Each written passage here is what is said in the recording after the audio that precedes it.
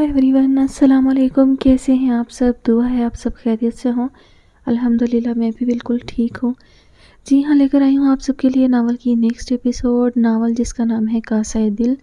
मुसन्निफ़ा है सुंदस जबीन और आप सब सुनेंगे आज इसकी किस्त नंबर 9। डॉक्टर हैदर ने सितारा के आगे एक फ़ाइल खिसकाई और ख़ुद भी अपने आगे पड़ी फ़ाइल खोल ली। मैं चाहता हूँ मिस सितारा, इस केस को आप मेरे साथ हैंडल करें। ज़रूर सर, मुझे फील्ड वर्क करके दिली खुशी होगी, मगर मुझे करना क्या होगा? वो मुस्कुराई। आपको इस एसपी की वाइफ से मिलना होगा, उनसे डिस्कशंस करें, ख़ास तौर पर दोनों की ज़ाती ज़िंदगी के बारे में। ये पता लगाने की कोशिश करें कि आखिर ऐसा क्या हुआ है उनकी ज़िंदगी में, और ये सब उगलवाने के लिए आपको एक साइकेट्रिस्ट से ज़्यादा खुद को उनकी दोस्त साबित करना होगा, क्योंकि बहरहाल इतने आला ओहदे पर फैज़ शख्स की वाइफ कोई मामूली खातून कतई नहीं होंगी, और मैं हरगिज़ नहीं चाहूँगा कि वो आपकी असल शनाख्त से वाकिफ़ हो। वो उसे ब्रीफ़ कर रहा था। ठीक है सर, आपकी हदायत याद रखूँगी मैं, मगर मुझे ये मालूम नहीं कि उनके केस की बेसिक क्या है। डोंट वरी, इस फाइल में सब कुछ मौजूद है। इसको अच्छी तरह स्टडी करें और फिर अपना लाइहा अमल तय कीजिए। Okay, I will try my best. Good, आप ये फ़ाइल ले जाइए, डॉक्टर हैदर ने कहा। उसने सर हिलाते हुए फ़ाइल उठाई और बाहर निकल गई। रात फाइल की स्टडी करने बैठी तो हैरतों के पहाड़ टूट पड़े थे उस पर। एसपी ने सिविल सर्विसेज की इम्तिहान में सेकंड पोजीशन ली थी और अपनी मर्ज़ी से पुलिस डिपार्टमेंट मुंतखब करने के बाद बराह रास्त एसपी के ओहदे पर फायज होकर आया था। उसका सर्विस रिकॉर्ड बेहद शानदार था। वो मुल्क दुश्मन अनासिर के लिए मौत का फरिश्ता था। मुजरिमों के साथ बेहद जालिम, संगदिल और शफ़ाक था। जो भी उसके शिकंजे में आया बचकर नहीं निकला। वो नाजायज़ असलहा डीलर्स के अड्डों पर जब रेड किया गया तो उन्होंने पकड़े जाने के खौफ से खुदकुशी कर ली थी। वो अपने सीनियर्स का बहुत चहीता था और बहुत से केस सिर्फ इसी वजह से उसे रेफ़र किए गए थे। मैरिटल स्टेटस में उसकी शादी को 3 साल हो चुके थे और वो एक बेटी का बाप था। सितारा ने एक तवील सांस लेकर फाइल बंद कर दी। वो बेहद हैरान थी। एक बेहद हैंडसम और चार्मिंग पर्सनैलिटी रखने वाला ये शख्स, जिसका करियर अरूज पर था, कैसे एक नफसियाती आर्जे का शिकार हो गया था। ये दुनिया अजायबात का घर है, उसने सोचा। उसकी अपनी कहानी क्या कम अजीब थी? कोई सुनता तो मानता ही ना। उसे फिर से कोई याद आया था। वो फाइल लेकर उठी और उसे एहतियात से दराज में रख दिया। उसी दम एनी ने अंदर कदम रखा। वो शापरों से लदी फंदी थी। उसकी शादी के दिन करीब थे जब भी रोज़ मार्केट्स खंगाली जाती। एनी, इतना कुछ क्या खरीद लाती हो? वो उसकी तरफ मतवज्जा हुई। तुम्हें अपनी डॉक्टरी से फुर्सत मिले तब ना, वो जलकर बोली। सितारा हंस पड़ी। अच्छा दिखाओ तो। वो तो दिखा ही दूंगी, मगर तुम्हें ज़रा भी याद है कि तुम्हारी बहन की शादी है और बजाय तुम मेरी मदद करने की उल्टा तुम्हारे ड्रेसेस की शॉपिंग भी मुझे ही करना पड़ रही है। हद है ना। वो शॉपर में से चीज़ें निकाल रही थी। सॉरी बहना, तुम फिक्र मत करो, तुम्हारे लिए मैं पूरे 1 हफ्ते की छुट्टी लूँगी, सितारा ने उसे बहलाया। एनी खुश खुश उसे शॉपिंग दिखाने लगी। सितारा बज़ाहिर तो मगन थी, मगर दर पर्दा उसका ध्यान अब भी एसपी केस की तरफ था। लाउंज में सबीन, कोमल और अलीना बैठी थी। रिमशा रेडियो गई हुई थी जब शाहबख्त कदरे बिगड़े हुए तासुरात के साथ नीचे आया। क्या तुम सब बहरी हो? कब से फ़ोन बज रहा है? उसने बुलंद आवाज़ में कहा। वो तीनों चौंक कर मतवज्जा हुई और साथ ही शर्मिंदा भी, क्योंकि टीवी चल रहा था जब भी किसी को भी पता नहीं चल सका था। कुछ वो बुरी तरह बातों में मसरूफ़ थी, जबकि शाहबख्त ने नागवारी से फ़ोन उठा लिया। हेलो, उसने कहा। दूसरी तरफ से बात सुनता रहा, फिर उसने फ़ोन एक तरफ डाल दिया। अलीना, तुम्हारा फ़ोन है। अलीना बेसाख्ता चौंक कर खड़ी हो गई। मेरा फ़ोन? कोई अलिशबा है, वो सरसरी अंदाज में कहता आगे बढ़ गया। अलीना ने उलझते हुए फ़ोन उठा लिया। हेलो, उसने कहा। कैसी हो लीना? एक नरम और मेहरबान आवाज़ उसके कानों में पड़ी। वो जैसे सख्ते में चली गई।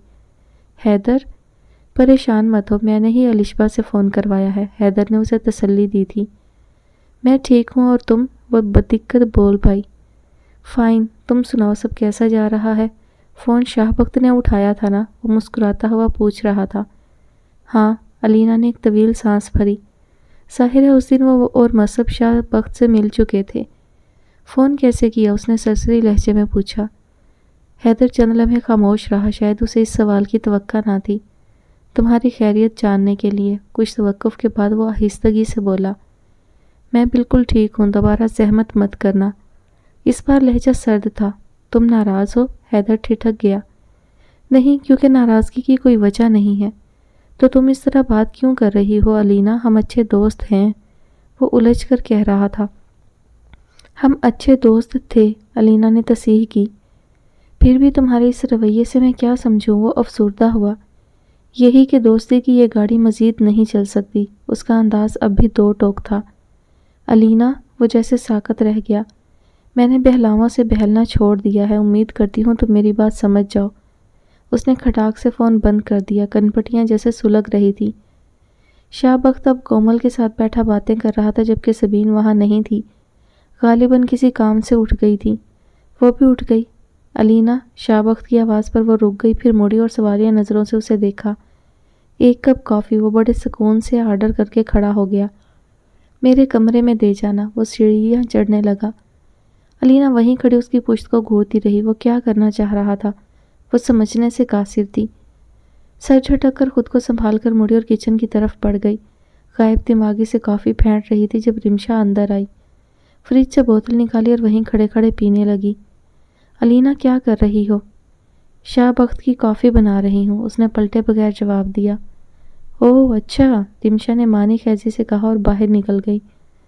وہ اپنے دھیان میں اتنی الجھی ہوئی تھی، غور نہ کر سکی کہ شاہ بخت کی بات پر وہ اس طرح مانی خیزی سے بات کیوں کر کے گئی تھی۔ اس نے کافی بنائی اور اس کے مخصوص خوب بڑے سے سیاہ مگ میں اونڈیلی۔ شاہ بخت کی طرح اس کی استعمال میں آنے والی چیزیں بھی خاص تھیں، جیسے اس کا یہ مخصوص سیاہ مگ۔ اسے سیاہ اور سرخ رنگ پسند تھے اور اس کے پاس موجود چیزوں میں ان دو رنگوں کی کثرت تھی، جبکہ علینا کو اس کے برعکس سفید اور گلابی رنگ پسند تھے۔ مزاج کا یہ نمایاں فرق رنگوں کے انتخاب سے ہی نظر آتا تھا۔ اس نے مگ ٹرے میں رکھا اور اس کے کمرے کی طرف بڑھنے لگی۔ راستے میں سبین بھابھی ملی۔ کہاں جا رہی ہو؟ اور یہ کافی؟ شاہ بخت کی ہے، اس نے آہستہ سے کہا، البتہ اندر ہی اندر جھنجھلا گئی۔ یوں لگتا تھا سب کو ساری پوچھ پڑتال آج ہی کرنا ہے۔ اس کے کمرے کا دروازہ بجایا تو اس کی آواز آئی۔ دروازہ کھلا ہے۔ وہ کچھ اور سٹپٹائی کہ ہمیشہ کی طرح اس کا جواب یس کی بجائے آج مختلف تھا۔ وہ اس کے کمرے میں جانا نہیں چاہتی تھی، مگر اس کی اس جواب کا مطلب یہی تھا کہ اندر جانا پڑے گا۔ ناچار اس نے قدم اندر کی طرف بڑھا دیے۔ دھیرے سے دروازہ کھول کر اندر داخل ہوئی تو باتھ کا دروازہ بند ہونے کی آواز آئی۔ اس نے اطمینان بھرا سانس لیا، یقیناً وہ شاور لے رہا تھا۔ اس نے مگ سائڈ ٹیبل پر رکھا اور برچ سے ڈھک دیا۔ واپس مڑی ہی تھی جب نظر اس کے کمپیوٹر ٹیبل پر پڑے، بلکہ بکھرے انبار پر پڑی۔ فائلز، کاغذات اور وہ میگزین جو اس کی توجہ کا مرکز بنا تھا۔ نیچے دبے ہونے کی وجہ سے علینا بس اس کا معمولی سا حصہ ہی دیکھ پائی تھی، جس پر شاہ بخت کی فوٹو نظر آ رہی تھی۔ اس نے تجسس کے ہاتھوں مجبور ہو کر بے ساختہ وہ میگزین کھینچا اور پورے ٹائٹل پر نظر پڑتے ہی ٹھٹک گئی۔ وہاں ایک شاندار کپل شوٹ کی پہلی شاہکار تصویر نظر آ رہی تھی۔ بلیک 3 پیس میں شاہ بخت اپنی ماڈل کے ساتھ کھڑا تھا اور ساتھ ہی بڑا سا کیپشن لگا تھا، "the new face of the year, Mister Shah Bakht with Nancy Malcolm". یہ امریکہ کا بڑا مشہور ویکلی میگزین تھا۔ علینا کا تجسس اپنے عروج پر پہنچ گیا۔ اس نے باقی کا میگزین کھولا اور تیزی سے صفحہ پلٹا، مگر اسی تیزی سے اس کی کلائی کسی کی مضبوط گرفت میں آ گئی۔ وہ شاہ بخت تھا۔ علینا کا رنگ اڑ گیا۔ اس نے ایک لفظ کہے بغیر وہ میگزین اس سے چھینا اور میز کے دراز میں ڈال دیا۔ علینا کی کلائی ابھی تک اس نے جکڑی ہوئی تھی، اب وہ اس کی طرف پلٹا۔ علینا نے نظر چرا لی۔ وہ بڑی چبھتی ہوئی نظروں سے اسے دیکھ رہا تھا۔ "So princess Alina, where are your manners and moral values"? اس کے چبھتے سوال پر وہ کچھ اور شرمندہ ہوئی۔ "I am sorry, I was just curious". اس نے وضاحت دینا چاہی، مگر شاہ بخت نے اس کی بات کاٹی۔ "Stop it, just for the sake of your curiosity you were checking my personals". اس نے تڑپ کر کہا اور ساتھ ہی اس کی کلائی کو جھٹکا دیا۔ وہ ہل کر رہ گئی۔ "میں بہت شرمندہ ہوں، پلیز مجھے جانے دو"۔ وہ بے حد شرمندہ لگ رہی تھی۔ شاہ بخت نے اس کی کلائی چھوڑ دی۔ علینا نے ڈرتے ڈرتے اس کا چہرہ دیکھا جو بھیگا ہوا تھا۔ یقیناً وہ صرف منہ دھونے گیا تھا، جبکہ علینا نے اپنی غلط فہمی میں سمجھا کہ شاید وہ شاور لینے گیا تھا، اور یہی لاپرواہی اب وہ بڑی شرمندہ ہو رہی تھی۔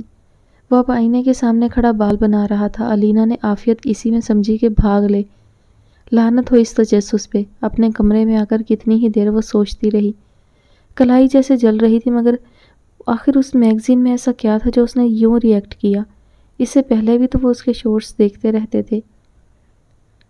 تیمور احمد کو کسی اہم سیمینار کے سلسلے میں لاہور آنا تھا۔ مرینا بھی آنا چاہتی تھی مگر اس میں 2 رکاوٹیں حائل تھیں۔ ایک یہ کہ تیمور کو ٹور بس 1 دن کا تھا، انہیں فوراً واپس اسلام آباد آنا تھا۔ دوسری یہ کہ کئی ماہ گزر چکے تھے اور اسد کی سر توڑ کوششوں کے باوجود وہ ہبہ اور اسید کا پتہ نہیں ڈھونڈ پایا تھا، سو ان کا آنا بیکار ہی تھا۔ دوسری طرف اسد اب ازحد تشویش میں مبتلا تھا۔ وہ اسید کو جانتا تھا، سمجھتا تھا، ایسا اسے لگتا تھا، مگر اب اسے احساس ہو رہا تھا کہ وہ کس قدر بے خبر اور بے وقوف تھا۔ اسید کو تو وہ سرے سے سمجھ ہی نہیں پایا تھا۔ اس کی یوں ہبہ کو لے کر پراسرار روپوشی اور اسد کی جان توڑ محنت کے باوجود بھی اسے ڈھونڈنے میں ناکامی نے اسے خطرناک حد تک خوفزدہ کر دیا تھا۔ آخر یوں کرنے کا مطلب کیا تھا؟ تیمور اور مرینا کی تشویش کا تو تذکرہ ہی کیا، کتنی بار مرینا ہاسپٹلائز ہو چکی تھی، ٹینشن لینے سے ان کا بی پی شوٹ کر جاتا تھا، اور اب تو ان کے معالج نے انہیں وارننگ دے دی تھی کہ اگر انہوں نے اپنا بی پی نارمل رکھنے کے اقدامات نہ کیے اور ٹینشن لینا نہ چھوڑا تو انہیں ہارٹ پرابلم بھی ہو سکتی تھی۔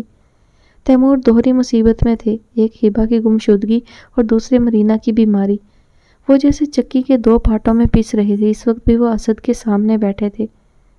میں اتنا پریشان ہوں انکل کہ بتا نہیں سکتا، مجھے تو لگتا ہے کہ وہ لاہور میں ہے ہی نہیں، ورنہ اب تک میں اسے ڈھونڈ چکا ہوتا، اسد نے کہا۔ تم ٹھیک کہہ رہے ہو اسد، مگر تم اس کے دوستوں سے پوچھو ذرا دوستانہ ماحول میں، کیونکہ یہ ممکن ہی نہیں وہ کسی کی مدد کے بغیر ادھر سیٹ ہو سکتا۔ تیمور نے 2 ٹوک کہا۔ شاید آپ کی بات بالکل ٹھیک ہو انکل، مگر اس کی ادھر کوئی خاص دوست نہیں ہے۔ میرے توسط سے چند شناسہ تھے، ان میں سے آلریڈی معلومات میں لے چکا ہوں، وہ قطعاً بے خبر ہیں۔ ہو سکتا ہے اس نے انہیں پابند کر دیا ہو۔ یہ ممکن نہیں ہے، اور آپ ایک بات بھول رہے ہیں انکل، اسید یہاں بچپن سے آ رہا ہے، لاہور اس کے لیے قطعاً اجنبی نہیں ہے۔ اسے اگر یہاں کہیں ایڈجسٹ ہونا ہے تو اسے میری مدد کی بھی ضرورت نہیں پڑ سکتی۔ اسد نے ان کی خوش فہمی دور کی۔ تیمور کچھ مزید متفکر ہو گئے۔ مجھے تو کچھ سمجھ نہیں آ رہا اسد بیٹا، پلیز آپ کچھ کرو۔ اس بار بھی میں ناکام لوٹا تو شاید مرینا برداشت نہ کر پائیں۔ میں کوشش کرتا ہوں انکل کہ کوئی حل نکل آئے۔ کچھ دیر مزید موضوع پر بات کرنے کے بعد وہ دونوں اٹھ گئے۔ تیمور احمد نے اپنے سیمینار میں شرکت کی اور واپس جانا چاہتے تھے۔ یہاں سے انہیں عمر کے ہاں یعنی مرینا کے بھائی کی طرف جانا تھا، جہاں سے ڈنر کے بعد رات 10 بجے کے قریب ان کی فلائٹ تھی۔ مگر صبح اتفاق انہیں سیمینار روم سے باہر آتے ہوئے اسی ہوٹل کی لابی میں اپنے ایک پرانے دوست مل گئے۔ یہ ڈاکٹر سلطان تھے۔ وہ اسی ہوٹل کے ہال میں آ گئے۔ چائے پینے کے ساتھ ڈھیروں باتیں ہوتی رہیں۔ تمہاری ایک ہی بیٹی تھی تیمور، کیسی ہے وہ، پڑھ رہی ہے؟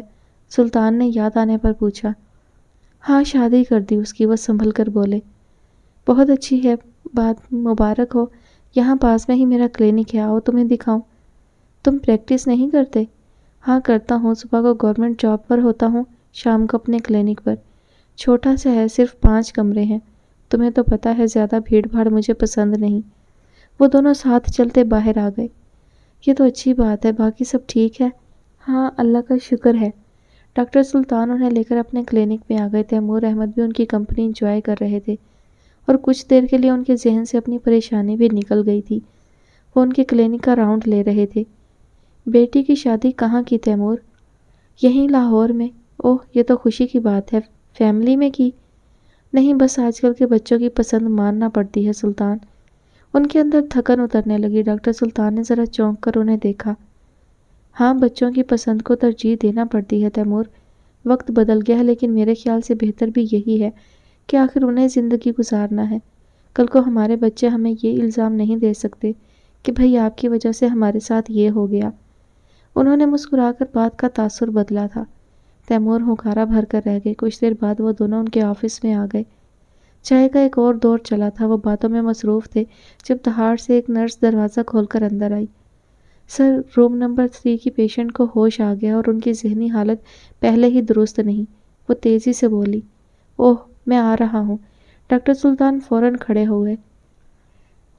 منظر ڈاکٹر حیدر کے کلینک کا تھا۔ سر میں 2 دفعہ جا چکی ہوں مگر مجھے ان کی وائف نہیں ملی۔ وہ پٹھان چوکیدار اور گارڈز بس یہی بتاتے ہیں بی بی ادھر نہیں ہے، ستارہ نے ان کے انداز میں بتایا تو حیدر ہنس پڑا۔ آپ کو اس بات کا دھیان رکھنا چاہیے تھا کہ ایس پی صاحب کی موجودگی میں آپ قطعاً وہاں نہ جائیں، کیونکہ وہ آپ کو جانتے ہیں۔ سر میں نے اس بات کا پورا دھیان رکھا تھا۔ تو ٹھیک ہے، پھر ہم انتظار کرتے ہیں کہ وہ واپس آ جائیں۔ بالکل، تبھی ہم کچھ پیش رفت کر سکیں گے۔ سر، وہ مجھے 1 ویک کی چھٹی چاہیے، ستارہ نے کسی قدر ہچکچا کر کہا۔ خیریت؟ وہ چونکا۔ جی سر، میری بہن کی شادی ہے۔ ستارہ نے شادی کارڈ اور درخواست ایک ساتھ اس کے سامنے رکھے۔ حیدر ان کا معائنہ کر کے ہنس پڑا۔ یہ اپلیکیشن کے ساتھ انویٹیشن؟ آپ مجھے رشوت دے رہی ہیں؟ ارے نہیں سر، ایسی کوئی بات نہیں، مجھے دلی خوشی ہوگی، آپ ضرور تشریف لائیے گا، اس نے شائستگی سے کہا۔ ضرور، میں پوری کوشش کروں گا آنے کی۔ اپنی فیملی کو بھی لائیے گا سر۔ چلیں ٹھیک ہے، اب آپ نے فیملی انویٹیشن دے دیا ہے تو آپ کی چھٹی اپروو کرنا ہی پڑے گی۔ وہ پھر سے ہنسا، اس بار ستارہ بھی ہنسی تھی۔ حیدر نے قلم اٹھایا اور ستارہ کی درخواست پر سائن کرنے لگا۔ حیدر کے ساتھ الیشبا اور ممی تو جا رہی تھی، مگر مصعب بھی تھا، آج بارات تھی۔ ویسے پرسنلی مجھے بہت برا فیل ہو رہا ہے، تمہاری اسسٹنٹ نے مجھے انوائٹ ہی نہیں کیا تو پھر میں مفت میں بن بلایا مہمان بن رہا ہوں، مصعب نے کسی قدر ہچکچاہٹ کے ساتھ کہا۔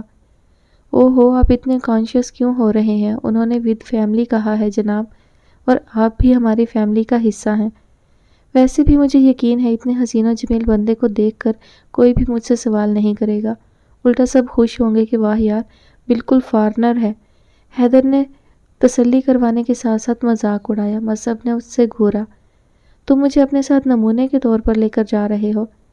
نہیں، عجوبے کے طور پر۔ حیدر کی بے ساختہ بات پر سب کھلکھلا کر ہنس پڑے۔ سمجھ لوں گا تمہیں، مصعب نے منہ پر ہاتھ پھیر کر بدلہ لینے کی نوید دی تو حیدر کا قہقہا چھوٹا۔ ذرا اس کے بلند و بانگ کہے دیکھو الیشبا، کوئی مانے گا یہ سائیکیٹرسٹ ہے؟ پورے جوکر ہو حیدر، مصعب نے فوراً اسے لتاڑا تھا۔ وہ سب گاڑی کی طرف بڑھ رہے تھے۔ تو آپ کا مطلب ہے میں اپنے کلینک میں ایک کھوپڑی اور نیچے 2 ہڈیاں لگا کے سجا لوں، ساتھ لکھ دوں خطرہ 440 وولٹ، تب سائیکیٹرسٹ لگوں گا؟ توبہ ہے بھائی، میں دوسرے لوگوں کو نارمل کرتا ہوں، اللہ کے فضل سے خود کو بالکل ٹھیک ہوں، حیدر نے دعائیہ انداز میں کہا۔ اس بار ہنسنے کی باری مصعب کی تھی۔ اسی نوک جھونک میں وہ میرج ہال میں پہنچ گئے تھے۔ ممی نے حیدر سے دینے دلانے کے بارے میں پوچھا تھا تو وہ عزلی لاپرواہی سے ہنس کر ٹال گیا کہ یہ سراسر خواتین کا شعبہ ہے۔ ممی کا خیال تھا کہ ستارہ کی ساری فیملی کے کپڑے اور ساتھ سلامی دے دی جائے، مگر حیدر کی لا علمی پر وہ سر پیٹ کر رہ گئیں۔ انہوں نے کتنی بار اس کی منتیں کی تھی، حیدر چاند ذرا اسے فون کر کے پوچھو کہ اس کے گھر کے کتنے افراد ہیں۔ جواباً وہ ان پر چڑھ دوڑا۔ بالکل نہیں، میں کیا اچھا لگوں گا ان سے یہ دریافت ہو کہ آپ کے گھر کے افراد کتنے ہیں؟ میری ممی نے شاپنگ کرنا ہے۔ حد ہے، آپ رہنے دیں، کچھ دوسرے گفٹ وغیرہ لے لیں۔ اس نے نیا آئیڈیا دیا تھا، مجبوراً انہیں سرنڈر کرنا پڑا۔ وہ میرج ہال پہنچے تو حیدر کی ستارہ فوراً نظر آ گئی۔ وہ انہیں دیکھتے ہی ان کی طرف لپکی تھی۔ السلام علیکم سر، اس نے خوشی خوشی کہا۔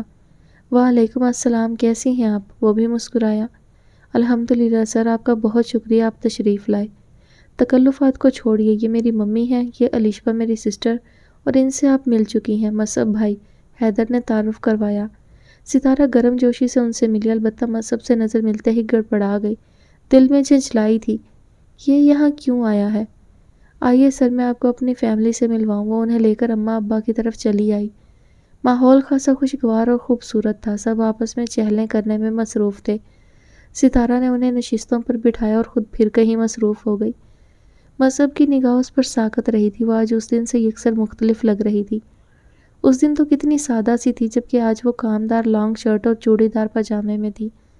ہلکا سا میک اپ کیا گیا تھا، کانوں میں ننھے آویزے نظر آ رہے تھے، اور اس کے بال جنہیں دیکھ کر مصعب تو جیسے پاگل سا ہو اٹھا تھا، چوٹی کی شکل میں باندھے گئے تھے اور وہ اس کی لانگ شرٹ کے ساتھ ہی ختم ہو رہے تھے۔ اتنے لمبے بال اور اتنے خوبصورت، مصعب بہت دیر اس کے بالوں کو دیکھتا رہا۔ کھانا شروع ہوا تو وہ کمپنی دینے کے خیال سے پھر ان کے پاس آ بیٹھی۔ آپ کی بڑی سسٹر کی شادی ہے، آپ سب سے چھوٹی ہیں؟ حیدر نے پوچھا۔ نہیں سر، اینی مجھ سے چھوٹی ہے۔ اوہ، تو ان کی شادی پہلے ہو رہی ہے، تو آپ کی کیوں نہیں؟ حیدر نے سوال کیا، پھر فوراً ہی شرمندہ ہو گیا۔ معاف کیجیے گا، مجھے آپ کے ذاتی معاملات میں مداخلت نہیں کرنا چاہیے تھی۔ ارے نہیں سر، ایسی کوئی بات نہیں، مجھے ڈائیورس ہو چکی ہے، اس نے بڑے اطمینان سے کہا اور اٹھ گئی۔ میں اینی کو دیکھوں، برائڈل روم میں بیٹھ کر تھک نہ گئی ہو، وہ کہتی ہوئی چلی گئی۔ ڈائیورس؟ حیدر زیر لب بڑبڑایا، اس کا چہرہ دھواں ہو رہا تھا۔ اسید بہت گہری نیند میں تھا، گہری اور پرسکون نیند۔ اس نے بے خبری میں کروٹ لی اور ہاتھ پہ ساختہ سائڈ ٹیبل پر رکھے شیشے کے گلاس پہ جا پڑا۔ شیشے کا گلاس تھا، زوردار آواز کے ساتھ نیچے گرا اور چناک سے چکنا چور ہو گیا۔ اسید کی آنکھیں کھل گئیں، وہ بے اختیار اٹھ کر بیٹھ گیا۔ ٹوٹے گلاس کی کرچیوں پر نظر پڑی تو ایک طویل سانس لے کر رہ گیا۔ اس نے پھر سے لیٹنا چاہا مگر نظر ایک دم سے سامنے پڑی اور پھر واپس نہ آ سکی۔ اسے شبہ ہوا کہ شاید وہ اپنے حواس میں نہیں تھا، مگر کمرے کی لائٹ تو جل رہی تھی۔ اسے یقین کرنا پڑا کہ سامنے نظر آتا منظر حقیقت تھا، اس کے کسی خواب کا شاخسانہ نہیں تھا۔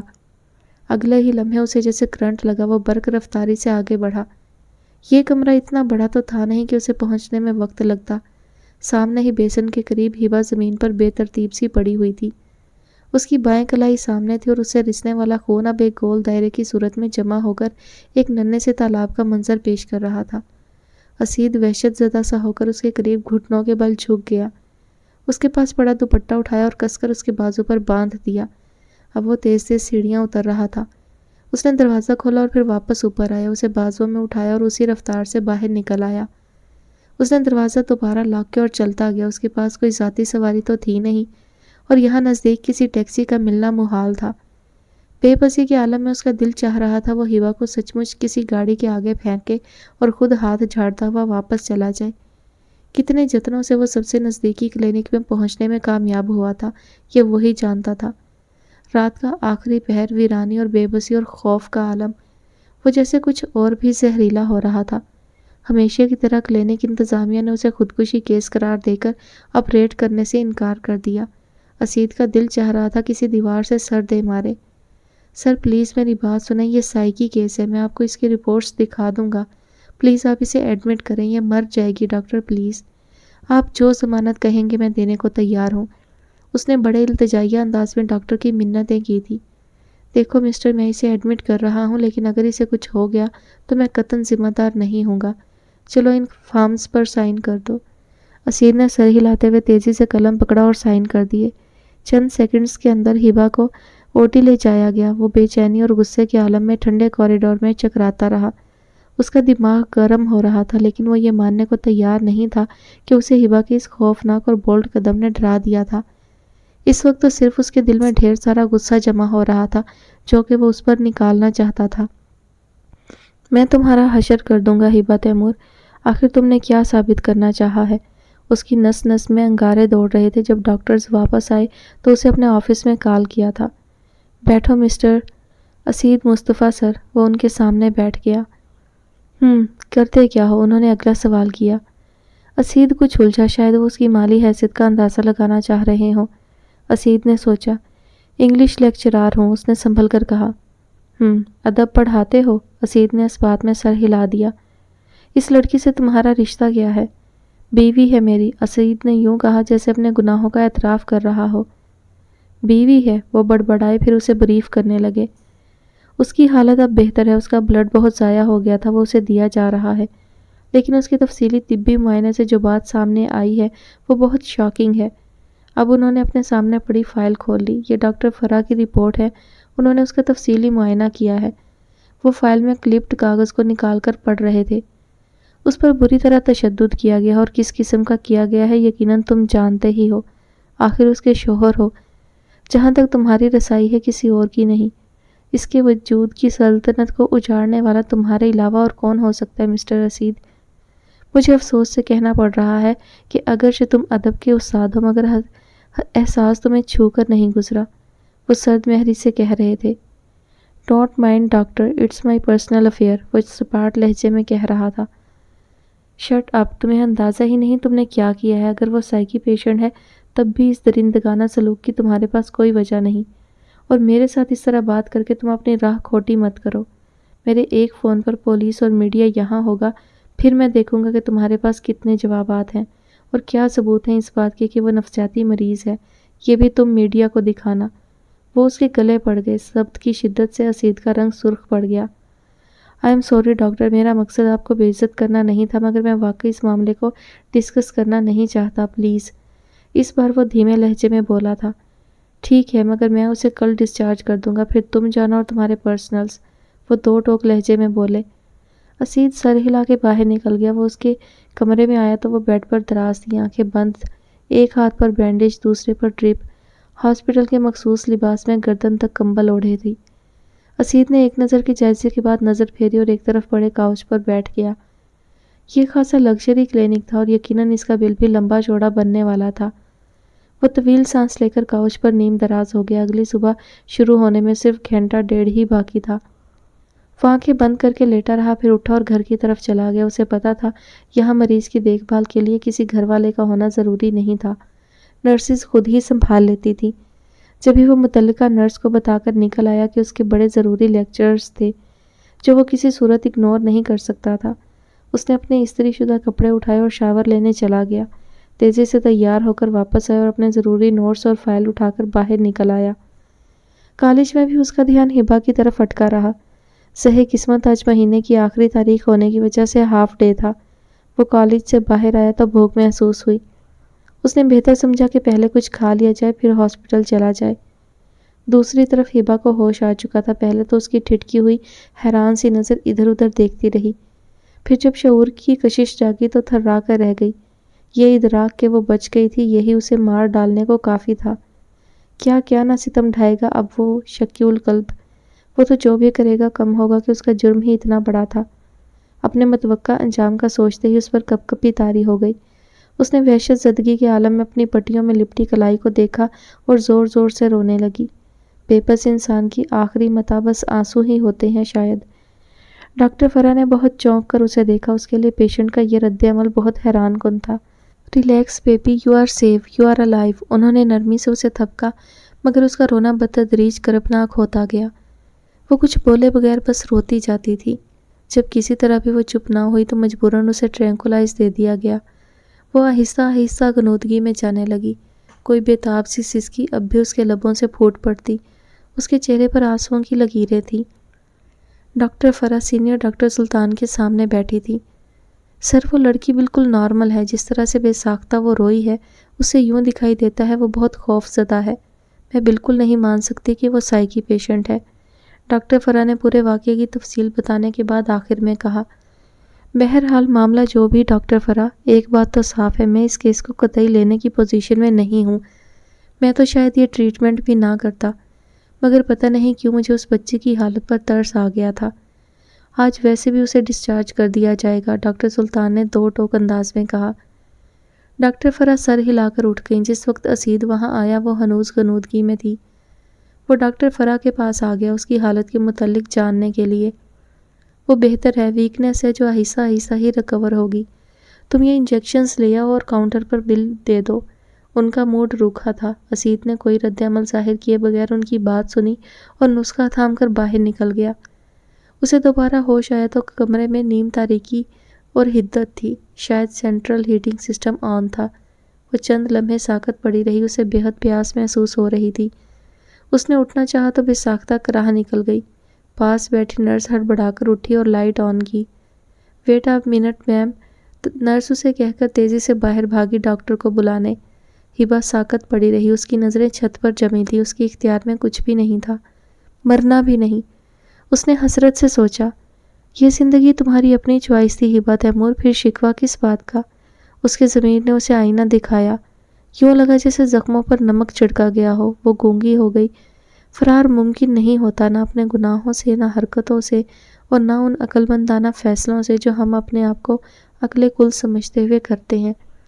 اس نے بھی ایک فیصلہ کیا تھا اور اپنے آپ کو عقل کل سمجھتے ہوئے کیا تھا، اور اب ساری زندگی اس کا بھگتان بھگتنا تھا۔ درد قطرہ قطرہ اس کے اندر اترنے لگا۔ کوئی خاص پیشنٹ ہے کیا؟ ان کے یوں افراتفری میں اٹھنے پر تیمور نے پوچھا۔ خاص نہیں، کریٹیکل کیس ہے۔ پتہ نہیں کیسے مجبور ماں باپ ہیں جنہوں نے اپنی بچی اس بے حس اور ظالم انسان کے حوالے کر دی۔ خودکشی کا کیس ہے۔ مجھے بہت افسوس کے ساتھ کہنا پڑ رہا ہے کہ یہ ایک مس میچ شادی ہے۔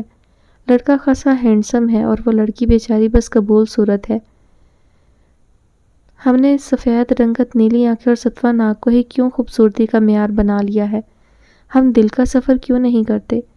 ظاہر یہ کیوں کرتے ہیں ہم؟ اس بچی پر بری طرح تشدد کیا گیا ہے، اور شاید شوہر کے ان مظالم سے تنگ آ کر اس نے خودکشی کی ہے۔ اسے صبح بھی ہوش آیا تھا، بیچاری بری طرح روتی رہی، کچھ بولتی بھی نہیں۔ پتہ نہیں کتنا ڈرایا اور دھمکایا گیا ہے اسے۔ ڈاکٹر سلطان گہرے دکھ سے انہیں بتا رہے تھے۔ ساتھ چلتے تیمور نے بے دھیانی سے سب سنا۔ آؤ تیمور، تم کو ملواؤں اس بچی سے، ویسے بھی اس کا وہ جلاد شوہر ادھر نہیں ہے ابھی۔ وہ انہیں لے کر کمرہ نمبر 3 میں چلے آئے۔ دروازہ کھلا اور آنے والوں کی نظر اس پر پڑی اور پھر جیسے ایک دھماکہ ہوا اور کمرے کی چھت اڑتی ہوئی ان پر آ پڑی۔ انہوں نے اپنی زندگی کے خوفناک ترین لمحے میں بھی نہیں سوچا تھا کہ انہیں کبھی بھی ہبا اس حال میں بیڈ پر پڑی نظر آئے گی۔ ان کی آنکھیں جیسے پھٹ جانے کو تھی۔ تو کیا یہ مس میچ شادی ہبا اسید کی تھی؟ ان کی آنکھوں میں جیسے ریت چبھنے لگی، مگر یہ مس میچ کیسے ہو سکتی تھی؟ ہبا نے خود انہیں کئی بار بتایا تھا کہ وہ اسید کو نہیں چھوڑ سکتی۔ وہ دونوں ایک دوسرے کو بے حد چاہتے تھے، تو پھر کیا ہوا؟ تیمور نے کہا، خوبصورت لوگ بدصورت لوگوں کے ساتھ نہیں چل سکتے، اور وہ کیسے لڑ پڑی تھی ان سے۔ اسید کے حق میں ڈھیر دلائل دیے تھے اس نے ہبا کو۔ آپ کو کیا پتا وہ کون ہے جس نے ہبا کو زندگی کے احساس سے روشناس کروایا؟ آپ کو پتا ہے وہ کون تھا جس نے ہبا کو شکل و صورت کے کمپلیکس سے نکالا؟ کیا آپ کو پتا ہے وہ کون ہوتا ہے جو روتی ہوئی ہبا کو ہمیشہ ہنسا دیا کرتا تھا؟ پھر اب کیا ہوا تھا؟ ان کے قدموں میں جیسے بھاری بیڑیاں آ پڑی، وہ ایک قدم بھی آگے نہ بڑھ سکے۔ تو کیا وہ بے حس اور ظالم شوہر اسید تھا جس نے ہبا پر تشدد کیا تھا اور وہ خودکشی؟ ان کا ذہن جیسے مفلوج ہو رہا تھا۔ تیمور ادھر آؤ، سلطان نے انہیں آواز دی۔ انہوں نے میکانیکی انداز میں قدم آگے بڑھا دیے۔ ہبا کی آنکھیں بند تھیں اور قطرہ قطرہ آنسو اس کی بند آنکھوں سے بہہ رہے تھے۔ تو کیا اسید ٹھیک کہتا تھا؟ ان کے ذہن میں مضبوط شک سرسرایا۔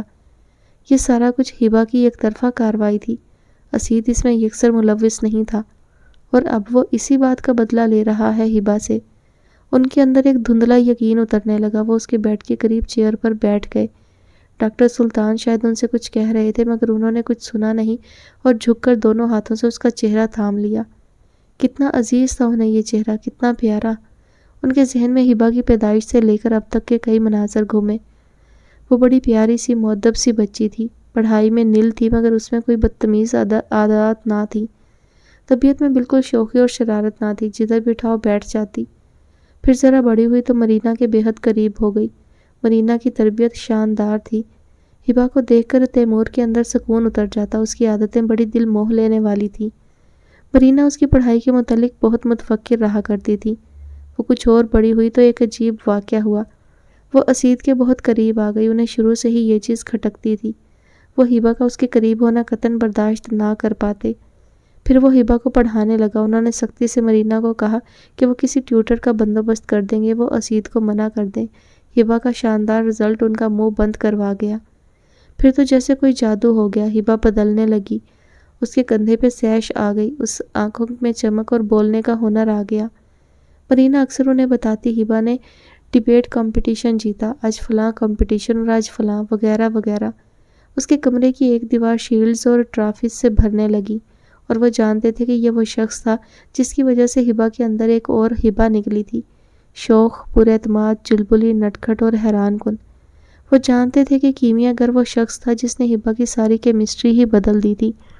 وہ اپنی ننھی پری کو یوں کامیابیوں کی جانب رواں دواں دیکھتے تو دل میں بے حد متفکر ہو جاتے۔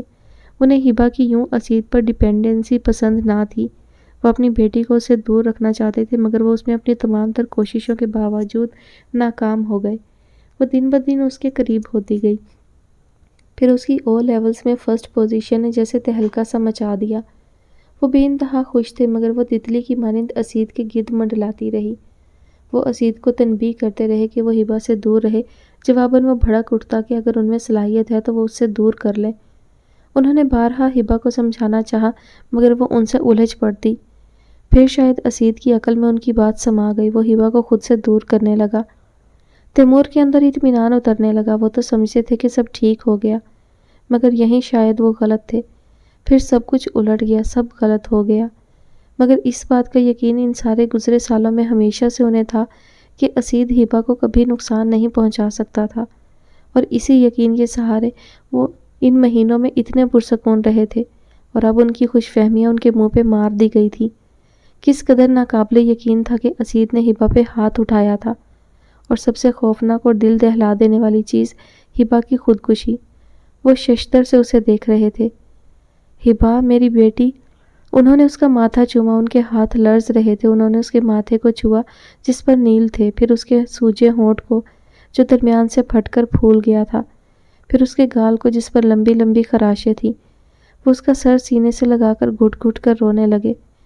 ڈاکٹر سلطان دمبا خود کھڑے تھے۔ ان کے لیے اب یہ سمجھنا مشکل نہیں رہا تھا کہ وہ ان کی بیٹی تھی۔ اوہ نو تیمور، یہ تمہاری بیٹی ہے؟ My God, I am speechless. Doctor Sultan کو بولنے کے لیے الفاظ نہیں مل رہے تھے۔ ہاں سلطان، یہ مجھ بد نصیب کی بیٹی ہے، وہ بھیگی آواز میں بولے تھے۔ اس سے پہلے کہ وہ کوئی جواب دے پاتے، دروازے میں اسید کی صورت نظر آئی۔ وہ تیمور کو وہاں دیکھ کر ہکا بکا رہ گیا، پھر اندر کی طرف بڑھ آیا۔ واہ کیا تاریخی ملن ہے باپ بیٹی کا، اس نے استہزائیہ انداز میں کہا۔ تیمور جیسے کرنٹ کھا کر سیدھے ہوئے اور اس کی طرف جارحانہ عزائم سے لپکے۔ قریب تھا کہ وہ اسید سے الجھ پڑتے، مگر ڈاکٹر سلطان نے انہیں روک لیا۔ نہیں تیمور، یہاں نہیں، یہ ہاسپٹل ہے، دوسرے مریض ڈسٹرب ہوں گے، پلیز تم دونوں کا آپس میں جو بھی معاملہ ہے یہاں مت حل کرو، کہیں بیٹھ کر تسلی سے بات چیت کرو، یوں لڑنا بھیڑنا مناسب نہیں۔ ان کے کہنے پر تیمور خون کے گھونٹ پی کر ایک طرف ہو گئے۔ ڈاکٹر سلطان تیزی سے باہر نکل گئے۔ تم نے میری بیٹی کے ساتھ یہ سب کیوں کیا؟ وہ جیسے پاگل ہو رہے تھے۔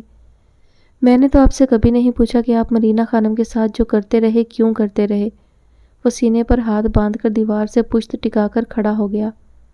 تم پوچھ سکتے بھی نہیں کیونکہ وہ میری بیوی ہے، وہ طنزیہ بولے۔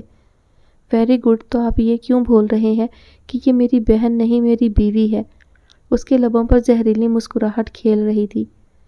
تم ایک رذیل آدمی ہو، بلکہ تمہیں آدمی کہنا انسانیت کی توہین ہے، تم سفید چہرے والے شیطان ہو۔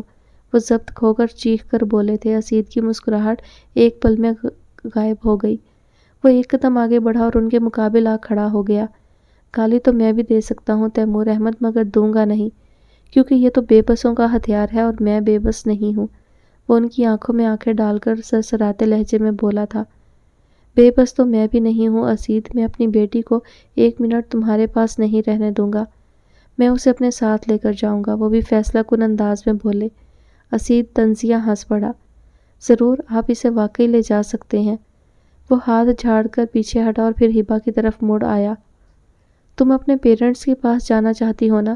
ویسے بھی تم انہیں یاد کر کر کے اتنا روتی ہو، سو تم چلی جاؤ، وہ بڑے سکون سے حکم دے رہا تھا۔ ہبا پلکیں جھپکائے بغیر اسے دیکھے جا رہی تھی۔ مجھے کہیں نہیں جانا، مجھے کہیں نہیں جانا، وہ سسک کر بولی۔ ارے تیمور احمد، سمجھائیے اپنی بیٹی کو، مانا عشق اندھا ہے، مگر ایسی بھی کیا بےتابی، چند دن کی دوری بھی گوارا نہیں۔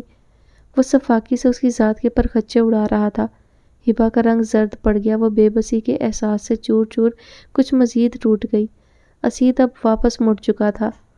میں کاؤنٹر پر بل پے کر چکا ہوں، وہ بے تاثر انداز میں کہہ کر باہر نکل گیا۔ تیمور احمد اب ساکت کھڑے روتی ہوئی ہبا کو دیکھ رہے تھے، پھر تھکے قدموں سے اس کی سمت بڑھ گئے۔ بس کرو بیٹے، بس کرو، چلو گھر چلیں، تمہاری ماں بہت بیمار ہے، تمہارا یہ حال دیکھ کر اس پر کیا گزرے گی، ذرا سوچو، سنبھالو خود کو۔ وہ ٹوٹے پھوٹے انداز میں اسے تسلی دے رہے تھے۔ سب ختم ہو گیا پاپا، وہ تب سے پہلی بار ان سے مخاطب ہوئی تھی۔ میں ٹھنڈے توے کی روٹی ہوں، مجھے بے دھیانی میں ڈالا گیا، مجھے بے دردی سے پلٹا گیا، میرے کتنے ٹکڑے اکھڑ گئے، میں ٹھیک سے سیکی جا نہ سکی، میں کسی چنگیر میں آ نہ سکی، میرا پسنا گندھنا اور جلنا بیکار گیا، میں ہار گئی، ایک بے دھیانی مجھے مار گئی۔ کمرے میں باپ بیٹی کی سسکیاں آپس میں مدغم ہو رہی تھیں۔ اس ساری کج بحثی اور پریشانی کا بس ایک ہی حل ہے، تایا ابو کے کراچی والی فرم میں ہمہ وقت کسی کو موجود ہونا چاہیے، ورنہ امید واسق ہے کہ اس فرم کو ان قریب بند کرنا پڑے گا۔ وقار نے گہری سانس لے کر عباس کو دیکھا جو بڑی تسلی سے احمد مغل کو حل پیش کر رہا تھا۔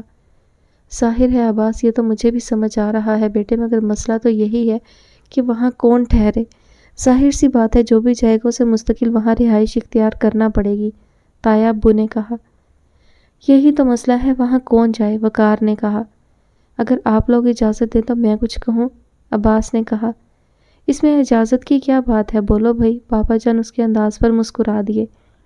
اگر میں اور سبین کراچی شفٹ ہو جائیں تو اس کے کہنے پر لمحہ بھر کو سب چپ سے ہو گئے۔ بات تو تمہاری قابل عمل ہے عباس، مگر وہ بجھے ہوئے انداز میں بولے تھے۔ یہ مسئلہ اب خوفناک صورتحال اختیار کر چکا ہے بھائی، جب ہی میں نے یہ حل دیا، کیونکہ آپ کی یہاں موجودگی بے حد ضروری ہے۔ شاہ بخت تو اکیلا رک نہیں سکتا، جبکہ سبین میرے ساتھ ہوں گی تو سہولت ہو جائے گی، باقی جو آپ کی مرضی، عباس نے کہا۔ بات تو ٹھیک ہے تمہاری، ایسا ہی ہے واقعتاً، مگر اس کے لیے سب کی رائے لینی ضروری ہے۔ کچھ ہی دیر میں بات گھر بھر میں پھیل چکی تھی اور اس حوالے سے چہم گوئیاں بھی شروع ہو گئیں۔ جب شاہ بخت کو پتہ چلا تو وہ تپا ہوا سا اس کے کمرے میں آیا۔ عباس وارڈروب میں سر دیے پتہ نہیں کیا کر رہا تھا۔ تم یہ فیصلہ ایاز کی وجہ سے کر رہے ہو، وہ غصے سے بولا۔ عباس نے حیرت سے سر اٹھا کر اسے دیکھا۔ میرا دماغ فی الحال درست کام کر رہا ہے، سو ایسی بے وقوفی میں نہیں کر رہا، وہ دو ٹوک بولا۔ دماغ درست ہے تو پھر اتنا اہم کانہ فیصلہ کیوں کر رہے ہو؟ اہم کانہ؟ حد ہے تم سے بخت، میرے بھائی، یہ حالات کا تقاضا ہے۔ کسی کو وہاں جانا ہے نا، تو میں کیوں نہیں؟ اور ویسے بھی وہاں کسی کو جانا بہت ضروری ہے، تم یہ کیوں نہیں سمجھتے کہ میں نے ٹھیک فیصلہ کیا ہے؟ مجھے سبین کی وجہ سے کافی سہولت ہو جائے گی۔ اور میرا کیا ہوگا؟ مجھے تمہارے بغیر رہنے کی عادت نہیں ہے، وہ ضدی انداز میں پیر پٹک کر بولا۔ عباس کا چہرہ چمک اٹھا اور لب مسکرا دیے۔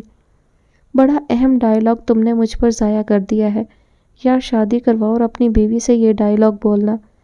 ویسے بھی تم نے کہا تھا نا کہ میرا انجام دیکھنے کے بعد کرو گے شادی، تو دیکھ لیا، میرا تو انجام بخیر ہو گیا، اب تم اپنی سوچو، وہ اسے یاد دلا رہا تھا۔ پھاڑ میں گئی شادی، بس تم کہیں نہیں جا رہے، وہ زور دے کر بولا۔ ارے یار، ہر معاملے کو جذباتیت کی اینک پہن کر دیکھنا لازم ہے کیا تمہارے لیے؟ بھی پریکٹیکل بخت، معاملہ حساس نوعیت کا ہے، ورنہ میں کبھی بھی ایسا قدم نہ اٹھاتا۔ مجھے بھی پتا ہے میں وہاں جا کر بڑی شدید قسم کی ہوم سکنس کا شکار ہو جاؤں گا، مگر میں بے حس نہیں بن سکتا۔ آخر ہم کب تک وقار بھائی سے گدھے کی طرح کام لیتے رہیں؟ آخر تم بھی جانتے ہو میرے بعد دوسرا اور آخری آپشن وہی تھے، سو مجھے یہ سٹیپ لینا پڑا۔ باقی رہا آنے جانے کا سوال تو جگر، لاہور یہاں ہی ہے، کراچی کون سا امریکہ سے آگے چلا گیا ہے؟ 80 منٹ کی فلائٹ ہے میرے بھائی، وہ تسلی سے بولتا ہوا آخر میں ہنسا۔ بخت جو بڑے دھیان سے اس کی بات سن رہا تھا اچانک سر اٹھا کر بولا۔ ویسے ایک بات تو قابل گرفت مل گئی مجھے۔ کون سی؟ اس کی سنجیدگی پر عباس نے حیرت سے اسے دیکھا۔ یہی کہ تم نے بھائی کو گدھا کہا ہے، اس کے معصومیت سے کہنے پر دونوں کا بے ساختہ قہقہ گونجا۔ یار پلیز مت جاؤ، میں تمہیں مس کروں گا، بخت بے اختیار اس سے لپٹ کر افسردگی سے بولا تھا۔ عباس نے متانت سے اس کی پشت تھپکی۔ عین اسی وقت کومل اور علینا ہنستی ہوئی اندر آئی تھی۔ ایک تو مجھے یہ سمجھ نہیں آتا یہ بخت بھائی ہر ایک سے لاڈ کیوں اٹھواتے رہتے ہیں، کبھی بابا، کبھی چاچو، کبھی بھائی تو کبھی عباس بھائی۔ بھلا ایسا کیوں ہے علینا؟ کومل نے شرارت سے اسے دیکھ کر بخت کی ٹانگ کھینچی۔ شاہ بخت اس کی بات پر ہنستا ہوا عباس سے الگ ہو گیا۔ چاہے جانا بھی بعض دفعہ نشہ بن جاتا ہے کومل، علینا نے بظاہر مسکرا کر کہا، مگر اس کے اصل معنی شاہ بخت کو جھلسا گئے۔ اپنی اپنی قسمت کی بات ہے کومل، کوئی ذی نفس ایسی قسمت لے کر آتے ہیں کہ سب انہیں چاہنے پر مجبور ہوتے ہیں، اس نے جوابی حملہ کیا۔ خیر سب تو نہیں چاہتے، اس نے غیر ارادی طور پر اپنا دفاع کیا۔ سبھی چاہتے ہیں میری بہنا، عباس نے بخت کی فیور کی۔ ہاں، چاہے ان میں ذاتی طور پر کوئی ایبلٹی ہو یا نہ ہو۔ اس بار حملہ براہ راست تھا۔ شاہ بخت کے ہونٹ بھیج گئے۔ سارے حساب چکائیں گے میری پیاری اینا، الزامات کی فہرست طویل ہوتی جا رہی ہے اور میں ادھار کا قائل نہیں، بہت جلد۔ شاہ بخت کا ذہن آگے اڑانے بھر رہا تھا۔ علینا اور کومل اب عباس سے خوش گپیوں میں مصروف ہو چکی تھی۔ وہ آہستہ سے باہر نکل آیا، اس کے قدم وقار کے کمرے کی طرف اٹھ رہے تھے۔ مجھے ستارہ کی فیملی بہت پسند آئی ہے حیدر، یہ مصعب تھا، آج سنڈے تھا اور وہ دونوں بڑی تسلی سے لان چیئر پر بیٹھے تھے۔ اوائل دسمبر کے دن تھے، ہلکی سی کھلی دھوپ بڑی فرحت بخش تھی۔ حیدر کے ہاتھ میں پائن ایپل کا ٹن تھا، اس نے فورک سے پائن ایپل کا ٹکڑا اٹھایا اور منہ میں ڈالتے ہوئے جانچنے والی نظر سے مصعب کو دیکھا۔ ستارہ کی فیملی یا خالی ستارہ کہتے آج لاج آتی ہے آپ کو؟ اس نے مذاق اڑایا۔ بس یہی سمجھ لو، مصعب خفیف سا ہو گیا۔ کس قسم کی اچھی لگتی ہیں؟ وہ سنجیدگی سے بولا۔ کیا مطلب؟ مطلب یہ میرے بھائی کہ یہاں اچھا لگنے کی بس ایک ہی قسم ہے اور اس کا نتیجہ عام طور پر شادی ہے، ورنہ اس مشرقی معاشرے میں دوستیوں کی گنجائش نہیں ہے۔ حیدر نے اسے باور کروایا۔ جانے دو حیدر، تمہارا معاشرہ اب اتنا زیادہ بھی مشرقی نہیں رہا۔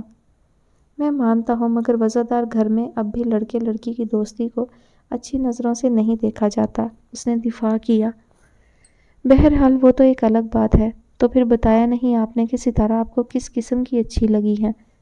مصعب کو اس کی بات پر فخر ہوا۔ یہ اتنا بالحاظ اور تمیزدار سا اس کا پھپھو زاد کس قدر احترام سے اس کا نام لے رہا تھا، ورنہ لڑکے اور وہ بھی آج کل کے کہاں کسی کی غیر موجودگی میں اتنے احترام و عزت سے کسی کو بلاتے ہیں، اور وہ بھی ایک لڑکی کو۔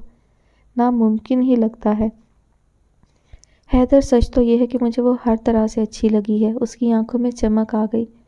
تو شادی کریں گے؟ حیدر نے براہ راست پوچھا۔ ہاں، پتہ نہیں کیوں سے پہلے دن دیکھ کر مجھے احساس ہوا کہ وہ میرے لیے ہے، میرا حصہ ہے، میرے وجود، میری روح کا گمشدہ حصہ۔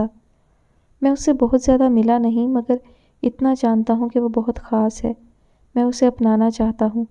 اپنائیت اور سادگی کا سنہرا سا عکس اس کے چہرے کو اور بھی خوبصورتی بخش رہا تھا۔ حیدر کچھ لمحے اسے دیکھتا رہا، پھر لمحہ بھر کو اس کا دل چاہا کہ وہ اس کی فینٹیسی قائم رہنے دے، مگر سچ اسے کبھی نہ کبھی تو پتہ چلنا ہی تھا۔ آپ کا جذبہ قابل تحسین ہے، مگر اس نے ٹن میز پر رکھا اور سیدھا ہو گیا۔ مگر کیا؟ مصعب نے اس کا چہرہ دیکھا۔ آپ واقعی سنجیدہ ہیں؟ اس نے لبوں پر آئی بات روک کر پوچھا۔ تو تمہارا کیا خیال ہے؟ جھک مار رہا ہوں۔ مصعب برا مان گیا۔ تو پھر آپ کے لیے سچ جاننا اور بھی زیادہ ضروری ہو گیا ہے۔ کیسا سچ؟ اس نے پلکیں اٹھائیں۔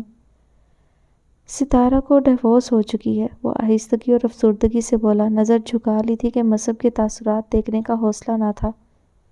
میں کبھی یقین نہ کرتا اگر انہوں نے مجھے خود نہ بتایا ہوتا۔ وہ آہستگی سے میز کے کنارے پر انگلی پھیر رہا تھا۔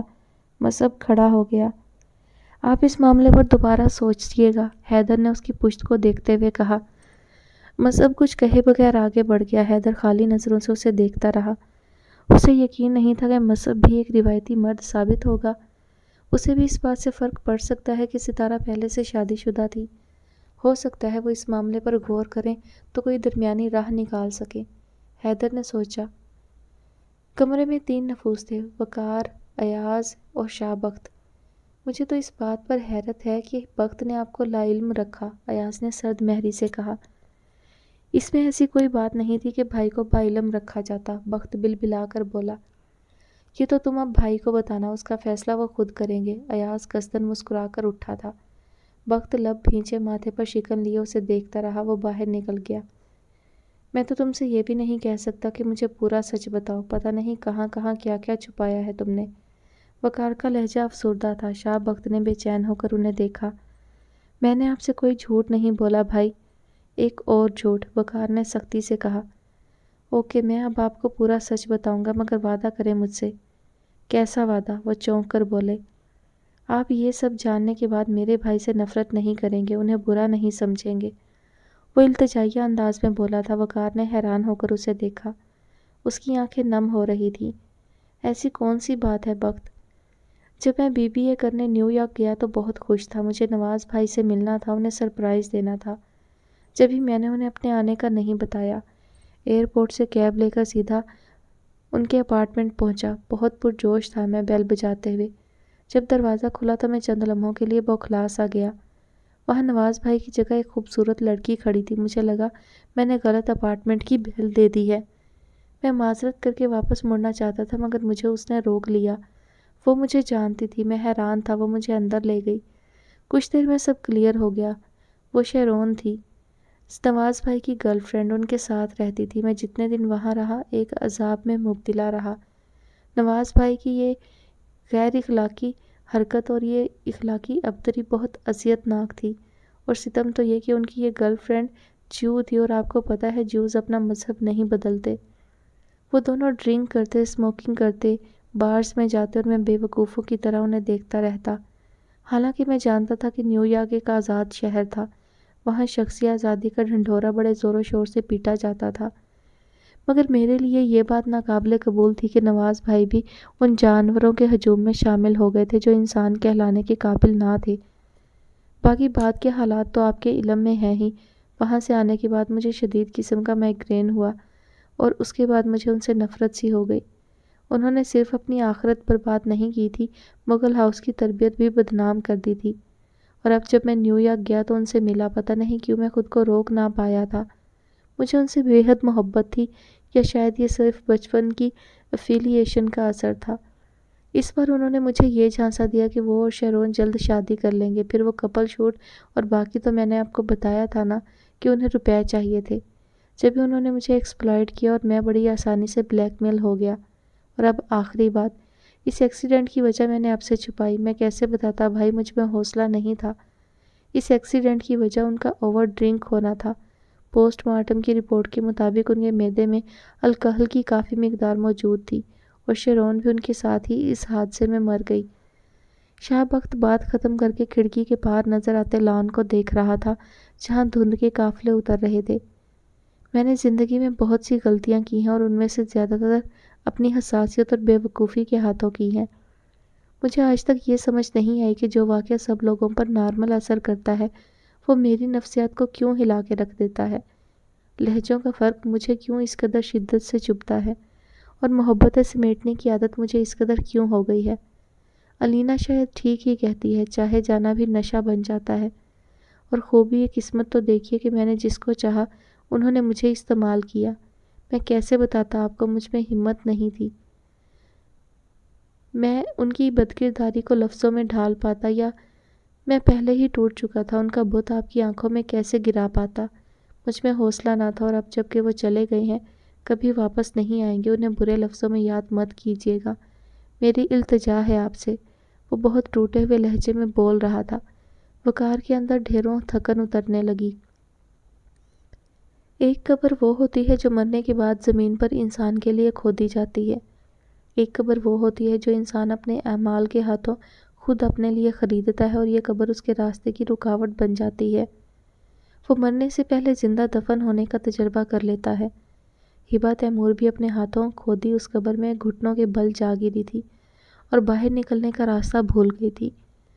تیمور احمد اسے لے کر لاہور سے اسلام آباد پہنچے تو بہت دل گرفتہ اور افسردہ تھے، اور ان گزرے مہینوں کے عذاب کے بعد جب اس نے اندر قدم رکھا تو لڑکھڑا گئی تھی۔ تیمور احمد نے مرینا کو فون کر کے بس اتنا ہی بتایا تھا کہ ان کے پاس ایک سرپرائز ہے۔ وہ بیچاری کب جانتی تھی کہ یہ کیسا سرپرائز تھا، اور جب انہوں نے ہبا کو دیکھا تو ان کے قدموں تلے سے زمین نکل گئی تھی۔ وہ جیسے کسی خلا میں معلق ہو گئیں جہاں نہ ہوا تھی نہ زندگی کے آثار۔ اسی کیفیت میں وہ آگے بڑھیں اور ہبا کو یوں تھام لیا جیسے وہ کوئی آپ گینا ہو، اور پھر سخت متوحش سی ہو کر تیمور کو دیکھنے لگی۔ کیا ہوا ہے اسے؟ کیا کوئی ایکسیڈنٹ ہوا ہے؟ یہ زخمی کیوں ہے تیمور؟ یہ بینڈیج؟ وہ اسے لے کر صوفے پر بیٹھی تھی۔ اظہر پریشانی سے اس کے ماتھے کی بینڈیج کو چھوا اور پھر سوجے ہوئے ہونٹ اور رخسار کی خراشوں کو دیکھا، اور پھر اس کے ہاتھوں کو جو زخمی تھے۔ ہبا کی آنکھیں بند تھیں اور اس نے سر مرینا کے شانے پر رکھا ہوا تھا۔ تیمور نے تلخی سے انہیں دیکھا تھا۔ اسید نے مارا ہے اسے، ان کے انداز میں تھرا دینے والی تلخی تھی۔ مرینا پر جیسے بجلی گری تھی۔ وہ فک رنگت لیے انہیں دیکھتی رہ گئی، یوں جیسے ان کی بات سمجھنے کی کوشش کر رہی ہوں۔ باقی تفصیلات آپ اس سے جان لیجئے گا، وہ کہہ کر آگے بڑھ گئی۔ مرینا نہ سمجھی کی کیفیت میں بیٹھی رہ گئی۔ مغل ہاؤس کے در و دیوار میں خاموشی کا راج تھا۔ 2 دن بعد عباس اور سبین کراچی شفٹ ہو رہے تھے۔ گھر میں اس کی تیاریاں ہو رہی تھیں جو کہ تقریباً آخری مراحل میں داخل ہو رہی تھی۔ اس رات کومل اور علینا سبین کی جگہ سب کو دودھ اور چائے پہنچانے کی ذمہ داری نبھا رہی تھی۔ میں سب کو دے آئی ہوں علینا، اب تم یہ کافی بخت بھائی کے کمرے میں پہنچا دو، کومل نے ٹرے کیبن میں رکھتے ہوئے کہا۔ میں نہیں جا رہی، پلیز تم ہی دے آؤ نا، علینا نے فوراً انکار کر کے کہا۔ ابھی وہ پچھلا تجربہ نہیں بھولی تھی۔ علینا پلیز، میں تھک گئی ہوں اور بس بخت بھائی کے کمرے تک ہی تو جانا۔ اوکے، میں سونے جا رہی ہوں، کومل کہہ کر باہر نکل گئی۔ علینا تذبذب کی کیفیت میں کچھ دیر کھڑی رہی، پھر سر جھٹک کر کافی کا مگ اٹھایا اور باہر نکل آئی۔ لاؤنج کی گھڑی میں وقت دیکھا تو 11:15 ہو رہے تھے۔ وہ آہستہ آہستہ سیڑھیاں چڑھنے لگی۔ اس کے کمرے کے سامنے پہنچ کر اس نے ایک طویل سانس لے کر خود کو پرسکون کرنا چاہا تھا، اور پھر آہستہ سے دروازہ بجایا۔ کچھ دیر انتظار کیا مگر جواب ندارد۔ اس نے دوسری بار دستک دینے کی بجائے دروازے کا ہینڈل گھمایا، وہ کھل گیا۔ अलीना अंदर दाखिल हो गई। कमरा खाली था मगर टेरेस की स्लाइडिंग विंडो खुली हुई थी। वो आगे बढ़ गई। रेलिंग से कमर टिकाए शाहबख्त की अलीना की तरफ पुश्त थी। एकदम वो उसकी आहट महसूस करके पलटा। अलीना को झटका लगा। उसके चेहरे पर हैरत नजर आई थी और फिर खौफ। उसने एक नज़र शाहबख्त को देखा और उसके हाथ में दबे सिगरेट को। शाहबख्त ने तेजी से सिगरेट नीचे फेंका और बूट से मसलकर टेरेस की रेलिंग से लॉन में फेंक दिया। और जब वो पलटा तो उसके तासुरात अजहद बिगड़े हुए थे। तुम किसकी इजाज़त से यहाँ आई हो? वो तुर्शी से बोला था। अलीना ने एक लफ्ज़ कहे बगैर कॉफ़ी एक तरफ पड़े मेज़ पर रखी और वापस मोड़ने लगी थी जब बाजू शाहबख्त के मजबूत हाथ की गिरफ्त में आ गया। मेरा बाजू छोड़ो शाहबख्त, उसने गुस्से से कहा। वरना क्या करोगी? शाहबख्त का लहजा इश्तियाल दिलाने वाला था।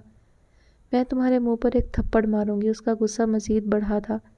शाहबख्त ने कुछ कहे बगैर उसके दोनों बाजू उसकी पुश्त से पीछे ले जाकर अपने दाएं हाथ में दोनों हाथों में जकड़ लिए। उसके नाजुक हाथ शाहबख्त के मजबूत और खुरदरी हथेली में बुरी तरह मसले गए। वो तिलमिला उठी। उसने बेसाख्ता खुद को छुड़ाने के लिए मज़ाहमत की थी। शाहबख्त ने बहुत महजूज होकर उसे देखा। अब क्या करोगी? वो तंजिया बोला। अलीना का गुस्सा फजूतर होता गया। तुम्हें शर्म आनी चाहिए इस तरह की घटिया हरकतें करते हुए। Shut up. घटिया हरकतें मैं नहीं तुम कर रही थी। मेरी जासूसियां करती फिरती हो तुम। वो गुर्राया था। Just shut up. मेरा दिमाग ख़राब नहीं जो मैं ये सब करूं। मेरी तरफ से तुम भाड़ में जाओ। स्मोकिंग करो या ड्रिंकिंग, आई डोंट केयर। वो तड़प कर पीछे हटी थी। सर्दी शदीद होने के सबब उसने गर्म शाल ओढ़ी हुई थी जो कि खासी बड़ी थी। उसके पीछे हटने पर वो उसके पैर में उलझी और सर से उतरकर पीछे रह गई। अलीना का रंग दहक उठा। बेबसी और खौफ ने उसे हिलाकर रख दिया था।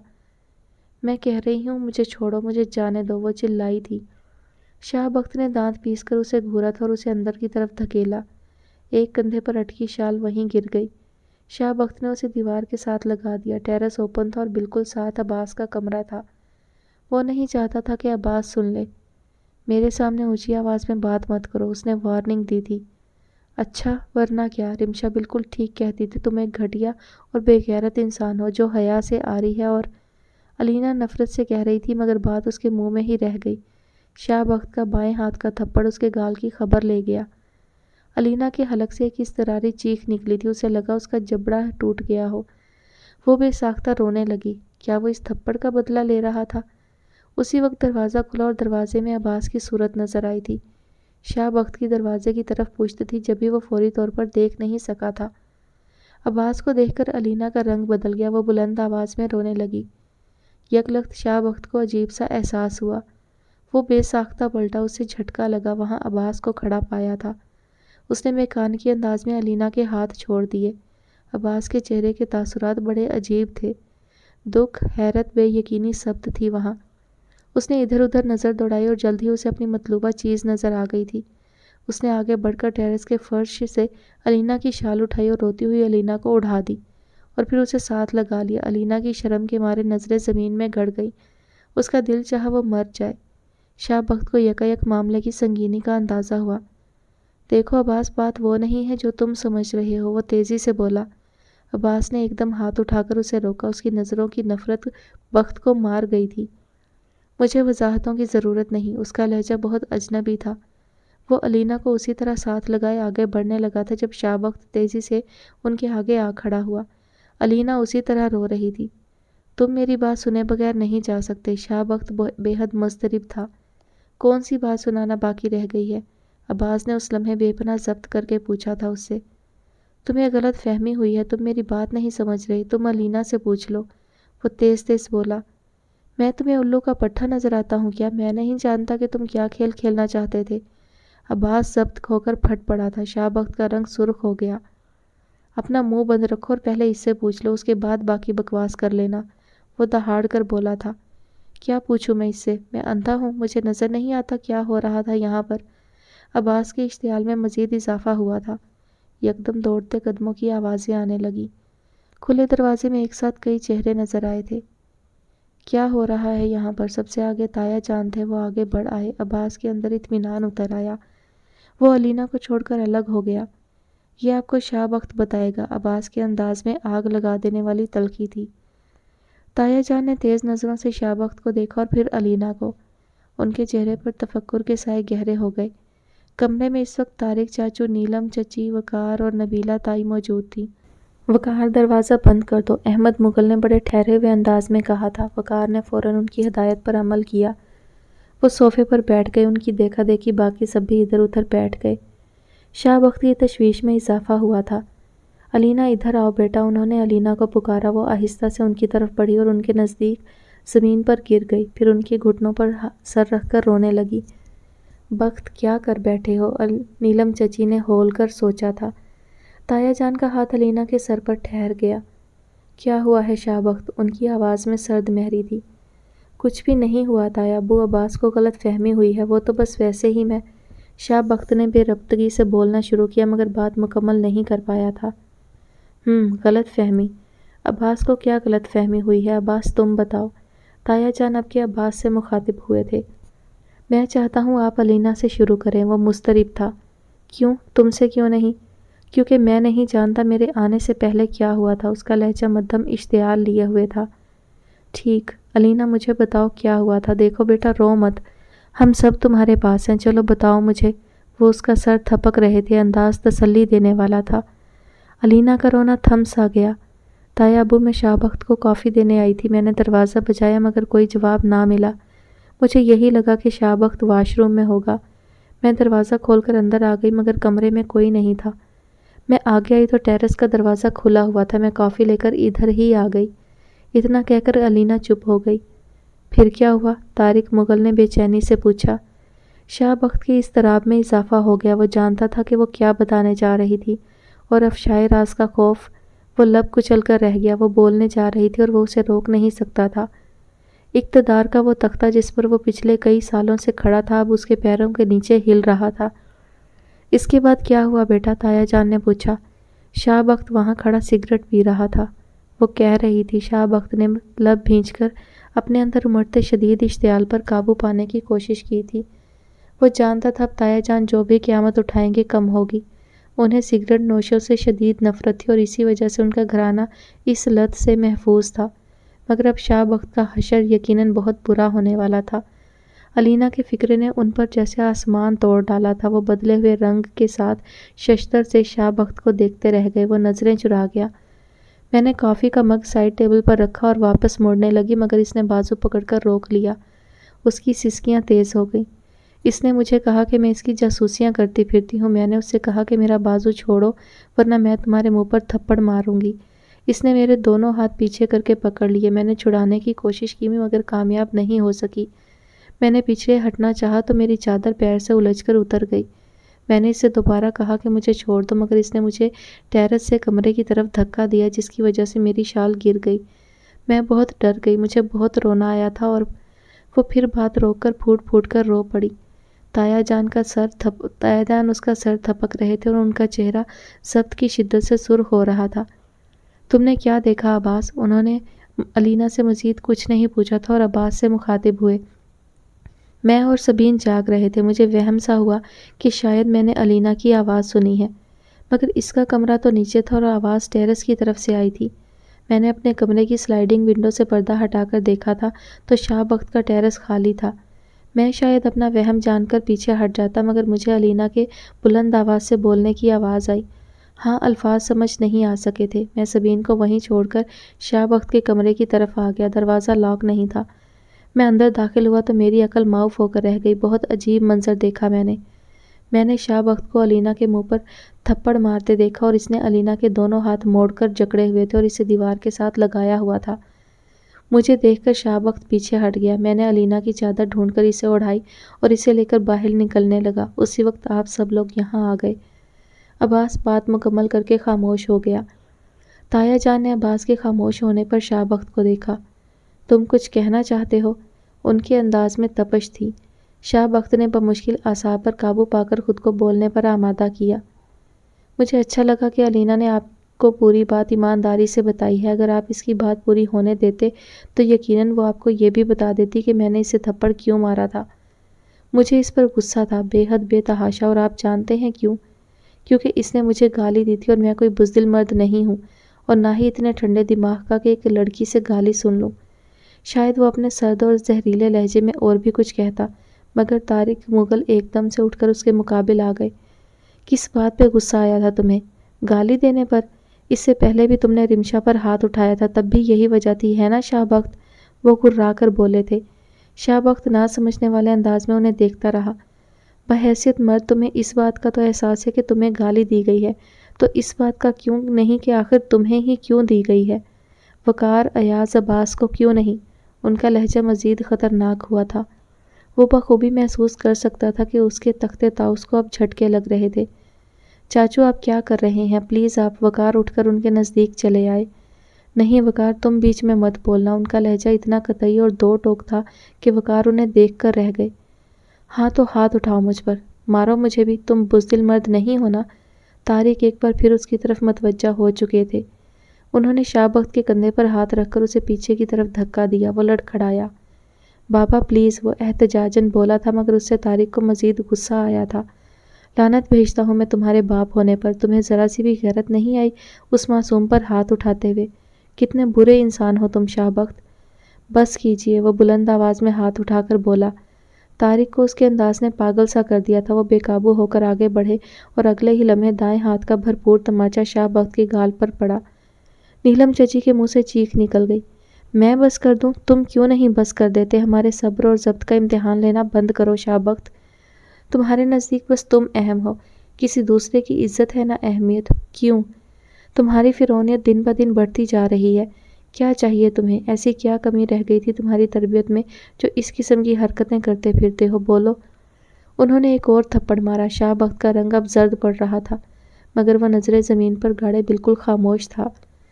ہاں تم کیسے بولو گے؟ تمہارے پاس تو جواب ہی نہیں ہے، مگر میرے پاس ہے۔ یہ سب اس لیے کر رہے ہو کہ خود تمہاری کوئی بہن نہیں ہے نا؟ جبھی اس قدر بے خوف ہوئے پھرتے ہو۔ ارے نہ سمجھو اس کو بہن، کزن بھی نہ سمجھو، مگر اتنا تو سوچ لو کہ وہ بھی کسی کی بیٹی ہے۔ اس بات کی بھی حیا نہیں آئی تمہیں؟ وقار نے بے حد مضطرب ہو کر پہلو بدلا۔ کسی قدر مشکل میں تھے وہ، کچھ نہیں کر سکتے تھے، جبکہ نبیلہ بیگم گمسم سی بیٹھی تھی۔ کچھ یہی حال تایا جان کا تھا۔ میرا دل چاہ رہا ہے دوبارہ تمہاری شکل بھی نہ دیکھوں۔ وہ ہانپ سے گئے تھے، بے ساختہ علینا کے پاس آ گئے۔ علینا بیٹی، اس کی طرف سے میں معافی مانگتا ہوں، خدا کے لیے اسے معاف کر دو۔ وہ بے حد رنجیدہ تھے۔ علینا تڑپ اٹھی۔ چاچو پلیز۔ وہ پھر رو پڑی۔ علینا نے ہتھیلی کی پشت سے آنکھیں رگڑ کر شاہ بخت کو دیکھا اور اس کی نگاہ میں بڑی کاٹ تھی۔ یہ میرا کچھ نہیں لگتا چاچو، میرا اس کے ساتھ کوئی رشتہ نہیں ہے، وہ مضبوط لہجے میں کہہ کے وہاں سے اٹھی اور چادر تھام کر بھاگتی ہوئی کمرے سے باہر نکل گئی۔ کمرے میں مرگ کی سی خاموشی تھی اور پھر وہی مغرور شہزادہ شاہ بخت کسی معزول شہزادے کی طرح گھٹنوں کے بل زمین پر گر گیا۔ اس کے دونوں ہاتھ سر پر تھے۔ وقار تڑپ کر اس کی طرف بڑھے تھے۔ وقار، رات بہت ہو گئی ہے، سونے کے لیے چلنا چاہیے۔ تایا جان کی سرد آواز نے انہیں روک دیا۔ وہ بے بس سے ہو گئے۔ چلو، انہوں نے دروازے کی طرف اشارہ کیا۔ ایک ایک کر کے سب باہر نکلتے چلے گئے اور پھر دروازہ بند ہو گیا۔ وہ وہیں تھا، گھٹنوں کے بل گرا، سر دونوں ہاتھوں سے تھامے۔ آج انہونی ہوئی تھی، آج کرامت ہوئی تھی، آج وہ ہوا تھا جس کی کسی کو توقع تھی نہ امید۔ آج شاہ بخت مغل کو اس کے تخت طاؤس سے پورے وقار اور شان سے منہ کے بل گرا دیا گیا تھا۔ تم سچ کہہ رہے ہو حیدر؟ حیرت انگیز ممی نے ساری بات سننے کے بعد کہا۔ ستارہ، ویسے تو مجھے بھی اچھی لگی ہے، مگر اس مسئلے کے بعد مذہب کے لیے فیصلہ واقعی مشکل ہوگا۔ ان کا اشارہ کس طرف تھا وہ فوراً جان گیا۔ کوئی مشکل نہیں ممی، مذہب کون سا ٹیپیکل پاکستانی مرد ہے جسے اس بات سے فرق پڑتا ہو کہ ستارہ ڈائیورسڈ ہیں یا ویڈو؟ فضول بات ہے۔ اگر اتنی مکمل زندگی گزارنے کے بعد انہیں اب ستارہ پسند آئی ہیں تو مجھے امید ہے یہ پسندیدگی معمولی نوعیت کی نہیں ہوگی، اور وہ اس بات سے یقیناً متاثر نہیں ہوں گے، حیدر نے کہا۔ مجھے بھی ایسا ہی لگتا ہے۔ بہرحال انتظار کرو کہ مذہب کیا فیصلہ کرتا ہے۔ پہلے میں نے سوچا تھا کہ انہیں خود کال کر لوں، پھر اس خیال کو رد کر دیا کہ اس کا کیا فائدہ، ہو سکتا ہے وہ ڈسٹرب ہوں اور میرا فون انہیں مزید پریشان کر دے، جبھی میں خود ان کی کال کا انتظار کر رہا ہوں۔ الشبہ، ایک کپ چائے تو پلا دو۔ اس نے کچن میں مصروف الشبہ کو آواز لگائی اور اپنے کمرے کی طرف بڑھ گیا۔ اسی شام جب وہ کمپیوٹر پر مصروف تھا، مذہب کی کال آ گئی۔ آپ کیسے ہیں بھائی؟ حیدر نے فوراً کال ریسیو کی تھی۔ میں ٹھیک ہوں، تم کیسے ہو؟ مذہب نے پوچھا۔ اس کے لہجے میں کیا تھا حیدر جان نہیں سکا۔ میں بھی ٹھیک ہوں۔ کیا کر رہے ہو؟ कंप्यूटर पर बैठा हूँ, वीकेंड की वाहिद मसरूफियत, वो मुस्कुरा कर बोला। मसरूफ़ तो नहीं हो, मैं कुछ देर तुमसे बात करना चाह रहा था। इतना भी मसरूफ़ नहीं हूँ कि आपसे बात ही ना कर सकूँ। हैदर, मैं बहुत उलझन में हूँ। मैं समझ सकता हूँ, मगर मुझे लगा था कि आपको इस बात से कोई फ़र्क नहीं पड़ेगा। वो रेफरेंस पूछ गया था जब ही साफ कोई से बोला। गलत समझे हो, मुझे पापा के रिएक्शन का डर है। वो फ़ौरन टोक गया। मामू इतने कंजर्वेटिव नहीं हो सकते, वो बेसाख्ता बोला। कंजर्वेटिव नहीं, वो कंजर्वेटिव नहीं है और मुझे नहीं लगता उन्हें इस बात से कोई फ़र्क पड़ेगा। मसब ने भी बेसाख्ता कहा। तो क्या आपको फ़र्क पड़ता है? हैदर ने पूछा। जवाबन वो खामोश हो गया और ये खामोशी इतनी लंबी हो गई कि हैदर को पुकारना पड़ गया। भाई। उसकी हल्की सी हूँ ने हैदर को एहसास दिलाया कि फ़ोन मुनक़ता नहीं हुआ था। तो फिर क्या सोचा है आपने? हैदर ने इस बार मोहतात अंदाज में पूछा। बहुत ज़्यादा सोचने का क्या फ़ायदा होता मुझे, जबकि कम सोचने के बाद भी नतीजा वही निकलना था। ऑफ कोर्स मैं वो उसे वाकई पार्टनर बनाना चाहता हूँ और मुझे इससे कोई फ़र्क नहीं पड़ता कि वो डिवोर्स्ड है।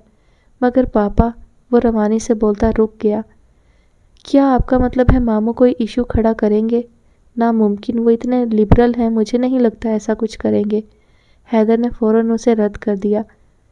हमारा ये लिबरलिज्म और मसावात की अलमबरदारी सिर्फ मुल्क से बाहर तक चलती है हैदर। पाकिस्तान में दाखिल होकर पापा सिर्फ सैयदजादा साहब रह जाते हैं। ओह, आपका मतलब है मामू को कास्ट प्रॉब्लम होगा? नहीं तो फिर? हैदर इस बार कतरे झंझलाया। तुम जानते हो पापा स्टेटस कॉन्शियस हैं, मसब ने कहा। ओह नो, तो ये बात है। मगर सितारा की फैमिली ऐसी भी गिरी पड़ी नहीं है। हैदर को नामालूम क्यों बुरा लगा था। मैं अपनी बात कर रहा हूँ। मसब उसका लहजा महसूस करके फ़ौरन वजाहत देने लगा। आपने मामू से बात की? नहीं। तो फिर तो फजूल बात है, आप मफरूज़ों पर बात कर रहे हैं। आप पहले उनसे डिस्कस तो कर लें, उनकी राय लें, उनको कायल करने की कोशिश करें। अगर वो ना माने तो फिर देखेंगे कि क्या हो सकता है। हैदर ने इस बार कतरे हल्का फुल्का होकर कहा। नहीं, मैं बात नहीं करूँगा, तुम और फुप्पो करोगे, मसब ने इस बार इत्मीनान से कहा। मैं और अम्मी करेंगे? लेकिन क्यों? हैदर हैरान हुआ था। हाँ, फुप्पो यही जाहिर करेंगी कि सितारा उन्हें मेरे लिए पसंद आई है और वो पापा को मनाएंगी। और तुम ज़रा सितारा की 2-4 खूबियाँ बता देना। उसने डिक्टेशन दी। हैदर हंस पड़ा। अच्छा ठीक है जनाब, बात करता हूँ मैं मम्मी से और आपकी सारी स्कीम बताता हूँ। फिर जो भी डिसाइड हुआ आपको बता दूँगा। ज़्यादा गौर व फिक्र वाली तो बात ही नहीं। हेडलाइन मैं तुम्हें दे चुका हूँ, बाकी तफसीलात तुम अपनी मर्ज़ी की तय कर लो, मुझे कोई एतराज़ नहीं। इस बार मसब हंसा था। हैदर ने मुतमईन होकर फ़ोन बंद कर दिया। मरीना खानम कमरे में दाखिल हुई तो वहाँ गहरा अंधेरा था। उन्होंने लाइट जलाई तो उन्हें अजीब सा एहसास हुआ। हिबा कमरे में तारीकी किए आरामदा कुर्सी पर झूल रही थी। उसकी आंखें बंद थीं। हिबा, इतने अंधेरे में क्यों बैठी हो बेटा? तुम्हें तो अंधेरा कभी अच्छा नहीं लगा, वो प्यार से बोली। हिबा ने आंखें खोलकर उन्हें देखा। उसकी आंखों में बेतहाशा वहशत थी। मरीना को उससे खौफ महसूस हुआ। ये हिबा की आंखें नहीं थीं। उसकी आंखें तो बड़ी रोशन चमकदार थीं, जिनमें जिंदगी धड़कती थी, जबकि ये आंखें वो आंखें नहीं थीं। ये तो कब्रें थीं जिनमें मौत थी और ख्वाब, अरमान, यकीन, मोहब्बत, वफा, मान और ज़िंदगी के लाशें दफन थे। ये आंखें कब्रिस्तान थी और इसका वजूद खंडर। वो कहता था दूसरों की ज़िंदगियां तारीक करने वालों का रोशनी पर कोई हक नहीं। वो सच कहता था। उसके हलक से सरसराती आवाज़ निकली थी। ये क्या कह रही हो हिबा? वो उलझ गई। रोशनी बुझा दीजिए, ये मेरी आंखों में चुभती है। उसने फिर से आंखें बंद कर लीं। क्या हो गया है तुम्हें? कितना बदल गई हो। देखो, जब से आई हो ना ढंग से खाना खाया है, ना कमरे से निकलती हो। 3 दिन हो गए तुम्हें आए हुए बेटा, बस करो। इतनी जिद अच्छी नहीं होती। असीद से क्या झगड़ा हुआ वो भी नहीं बताया। मुझे इस तरह क्यों परेशान कर रही हो हिबा? वो प्यार से उसके सर पर हाथ फेर रही थी। आप परेशान मत हो, बस मुझे अकेला छोड़ दें। वो बददस्तूर उसी तरह बैठी रही। हिबा, मुझे इस तरह तंग मत करो। तुम्हारे और असीद के दरमियान जो भी झगड़ा है उसे यहाँ बुला लेते हैं, फिर मिल बैठकर हल कर लेना। इतनी नाराज़गी अच्छी नहीं होती। शादी हो गई तुम दोनों की, कोई खेल नहीं गुड्डे गुड़िया का। सब ठीक हो जाएगा बेटा, चलो उठो, आओ लॉन में चलते हैं। देखो कितनी प्यारी धूप निकली है, वहाँ बैठते हैं, चाय पीते हैं, आओ ना। उन्होंने उसका हाथ पकड़कर उठाना चाहा। वो चंद लम्हे उनके हाथ को अपने हाथ में देखती रही। اس کا کمزور سانولا اور پتلا ہاتھ مرینا کے سفید خوبصورت اور نرم ہاتھ میں تھا۔ اس نے آہستگی سے اپنا ہاتھ ان کے ہاتھ سے نکال لیا۔ مجھے دھوپ اچھی نہیں لگتی اور چائے پینے کی عادت نہیں رہی، وہ کہہ کر اٹھی اور مرینا کی طرف دیکھے بغیر باتھ روم میں بند ہو گئی۔ مرینا کے لیے اس کا رویہ بہت صدماتی تھا۔ وہ کبھی بھی توقع نہیں کر سکتی تھی کہ ہبا ان سے اس طرح پیش آ سکتی تھی، اور سب سے بڑھ کر اس کی بدلی بلکہ بگڑی ہوئی عادتیں۔ وہ گمسم سی رہ گئی تھیں۔ وہ جانتی تھیں کہ ہبا اور اسید کے درمیان یہ کوئی پہلا جھگڑا نہیں تھا۔ وہ اس سے پہلے بھی ہزاروں بار جھگڑا کر چکے تھے، جن میں کچھ جھگڑے تو خاصے سنجیدہ قسم کے تھے، مگر اس کے باوجود بھی وہ ایک دوسرے سے مکمل لاتعلق نہیں ہو پاتے تھے، اور اب تو وہ ایک مضبوط تعلق میں بندھ گئے تھے۔ کتنی حیرت کی بات تھی کہ اب اسید اس سے یوں لاتعلق ہو چکا تھا۔ وہ کتنی کمزور ہو گئی تھی، کتنا گر گئی تھی اس کی صحت۔ وہ بے حد فکر مند تھی۔ اس کی کلائی کا زخم اب بہتر تھا، مگر حقیقت کیا تھی وہ ابھی تک لا علم ہی تھی۔ نہ تو تیمور احمد نے انہیں کچھ بتایا تھا اور نہ ہی ہبا کچھ بتانے پر آمادہ تھی۔ وہ بھی فی الوقت ہبا کو سنبھلنے کا موقع دینا چاہ رہی تھی، جبھی خاموشی سے اٹھ کر باہر نکل گئی۔ ہبا آئینے کے سامنے کھڑی تھی۔ آئینہ اسے وہ دکھا رہا تھا جو وہ دیکھنا نہیں چاہتی تھی۔ اس کا اصل چہرہ تھا وہاں، اور کتنا بھیانک تھا۔ وہ گمسم خود کو دیکھ رہی تھی۔ وہاں وہ لڑکی تھی جو ٹھکرائی اور روندی ہوئی تھی، تھوکی ہوئی عورت۔ اس نے خود کے لیے ایک بہتر لفظ ڈھونڈا تھا اور اسے اس سے بہتر اور کچھ نہ لگا۔ وہ میکانیکی انداز میں منہ پر پانی کے چھینٹے مارتی گئی۔ کچھ دیر بعد اس نے چہرہ آئینے میں دوبارہ دیکھا۔ سب کچھ ویسا ہی تھا۔ اس کی گڑھوں میں دھسی آنکھیں اسی طرح خالی اور وحشت ناک تھیں۔ اس کے ابھرے ہونٹ پر زخم کا کرنٹ بھی اتنا ہی بدصورت تھا۔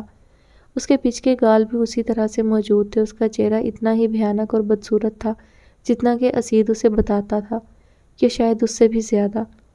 خود سے نفرت کا پہلا بیج پھوٹا تھا دل میں۔ اسے اپنی شکل سے نفرت ہوئی تھی۔ زہر لگا تھا اپنا آپ۔ خود کو مجسم بدصورتی۔ اسے اپنے لیے ایک اور لفظ یاد آیا: ایک وقت آئے گا سب لوگ تم پر تھوک دیں گے۔ اسید کی زہریلی سرگوشی اس کے گرد لہرائی۔ اس نے اپنے بال مٹھیوں میں جکڑ لیے۔ کیوں کی میں نے وجود کی چاہ؟ کیوں میں نے خوبصورتی کو معیار بنا لیا تھا؟ اس نے وحشت کے عالم میں آئینے کو دیکھا۔ کوئی اور مجھ پر کیا تھوکے گا اسید؟ میں خود اپنے آپ پر تھوکتی ہوں۔ اس نے آئینے پر تھوک دیا، پھر بے چان سے انداز میں تیز رفتار۔ اس کے آنسو تھے یا وہ کچھ نہیں جانتی تھی۔ کیوں بنایا مجھے ایسا؟ کیا قصور تھا میرا؟ کیوں بدصورتی میرے چہرے پر مل دی؟ کیوں میرا ظاہر خوبصورت نہیں بنایا تم نے؟ اور اگر مجھے یہ سب نہیں دینا تھا تو شعور کیوں دیا؟ کیوں احساس کا عذاب میرے سر پر ڈال دیا؟ کیوں مجھے بے حس نہیں بنایا؟ مجھے جاہل کیوں نہیں رہنے دیا؟ کیوں کیا میرے ساتھ ایسا؟ اگر میرا مقدر صرف ذلت اور رسوائی ہی تھا تو مجھے عزت کا ذائقہ کیوں چکھایا؟ اگر میرے خوابوں کی تعبیریں ہمیشہ نامکمل اور تاریک رہنا تھیں تو مجھے خواب دیکھنے والی آنکھیں کیوں نوازی تم نے؟ مجھے تاروں بھرا آسمان کیوں دیا جب میری قسمت کے آسمان پر صرف محرومی اور تاریکی تھی؟ مجھے روشنیوں کا مسافر کیوں بنایا؟ تو میرے ساتھ بات کیوں نہیں کرتا اللہ؟ مجھے میرے سوالوں کے جوابات کون دے گا؟ وہ جو مساوات کا علم بردار بنا پھرتا تھا مجھے غلیظ گالیاں دیتا ہے، مجھے نجس اور ناپاک کہتا ہے، نفرت کرتا ہے مجھ سے۔ میں بے بس ہوں، نہ اسے مجھ پر رحم آتا ہے نہ تجھے، کیونکہ تو بھی تو خاموشی سے سب میرے ساتھ ہوتا دیکھتا رہا۔ وہ مجھے بے جان کٹ پتلی سمجھ کے توڑتا موڑتا رہا، مجھے گالیاں دیتا تھا، بدترین تشدد کا نشانہ بناتا رہا، اور تو نے اس کے دل میں میرے لیے رحم نہیں ڈالا۔ کیوں؟ ذرا سا تو ترس کھا لیتا مجھ پر۔ مجھے جواب چاہیے، ورنہ میں بھی اس کی بات پر یقین کر لوں گی۔ وہ کہتا ہے تو مجھ سے نفرت کرتا ہے، میں ماننے پر مجبور ہو جاؤں گی۔ وہ تڑپ رہی تھی۔ جواب میں گہری خاموشی کے سوا کچھ نہ تھا۔ 3 دن گزر چکے تھے۔ کل ہی سبین اور عباس کراچی روانہ ہو گئے تھے، اور باوجود شدید خواہش کے عباس کو اس معاملے میں خاصی تکلیف کا سامنا کرنا پڑا تھا، کیونکہ شاہ بخت اس سے ملا نہیں تھا۔ وہ اس کے نمبر پہ کالز کرتا رہا، مگر وہ مسلسل آف جا رہا تھا۔ آفس سے بھی وہ غائب تھا۔ وہ بہت بجھے دل کے ساتھ جانے سے پہلے گھر میں پھرتا رہا، مگر ایک اور حیرت انگیز واقعہ ہوا تھا۔ وہ اور سبین رات کو سونے کے لیے کمرے میں آئے تو دروازے پر دستک ہوئی۔ عباس اٹھ کر آیا اور دروازہ کھول دیا۔ اگلے ہی لمحے اسے چونکنا پڑا، وہاں ایاز کھڑا تھا۔ عباس کے چہرے پر کبیدگی آ گئی۔ اس نے فوراً دروازہ بند کرنا چاہا، مگر ایاز نے اپنا پیر رکھ دیا۔ بات کرنی ہے تم سے، ایاز نے کہا۔ مگر مجھے تم سے کوئی بات نہیں کرنی، اس نے دو ٹوک کہا۔ اس کے لہجے نے ایاز کو ٹھٹکایا۔ وہ اسے کس طرح مخاطب کر رہا تھا۔ تمیز سے بات کرو اور تمہیں میری بات سننا ہوگی۔ ایاز نے اس کا کندھا تھاما۔ انداز خشونت بھرا تھا۔ عباس جواب دینے کی بجائے اسے گھورتا رہا۔ چند لمحے دونوں ایک دوسرے کو نظروں میں تولتے رہے، پھر عباس نے ایک طویل سانس لے کر دروازے کا ہینڈل چھوڑا اور ایک طرف ہٹ گیا۔ ایاز اندر آ گیا اور اپنے پیچھے دروازہ بند کر کے بیٹھ گیا۔ بیڈ پر بیٹھی سبین کے تاثرات بھی خاصے بگڑ چکے تھے۔ وہ تیزی سے ٹانگیں بیڈ سے نیچے لٹکا کر اٹھی اور قریب تھا کہ کمرے سے نکل جاتی جب ایاز کی آواز نے اسے روکا۔ 1 منٹ سبین، کدھر جا رہی ہو تم؟ مجھے تم دونوں سے بات کرنی ہے، ادھر ہی رکو۔ اس کے لہجے میں کچھ ایسا تھا جس نے سبین کے بڑھتے قدم تھما دیے تھے۔ اس نے الجھن بھری نظروں سے عباس کو دیکھا تھا، وہ بھی ایاز کو ہی دیکھ رہا تھا۔ بیٹھ جاؤ، ایاز نے خاصے تحکمانہ لہجے میں کہا۔ عباس چند لمحوں کے توقف کے بعد بیڈ کے کونے پر ٹک گیا جبکہ وہ اسی طرح کھڑی رہی۔ سبین بیٹھ جاؤ۔ اس بار ایاز کا لہجہ نسبتاً دھیما تھا۔ سبین نے نچلا لب دانتوں تلے دبا کر عباس کو دیکھا جو اس کی طرف متوجہ نہیں تھا، پھر نہ چاہتے ہوئے بھی بیٹھ گئی۔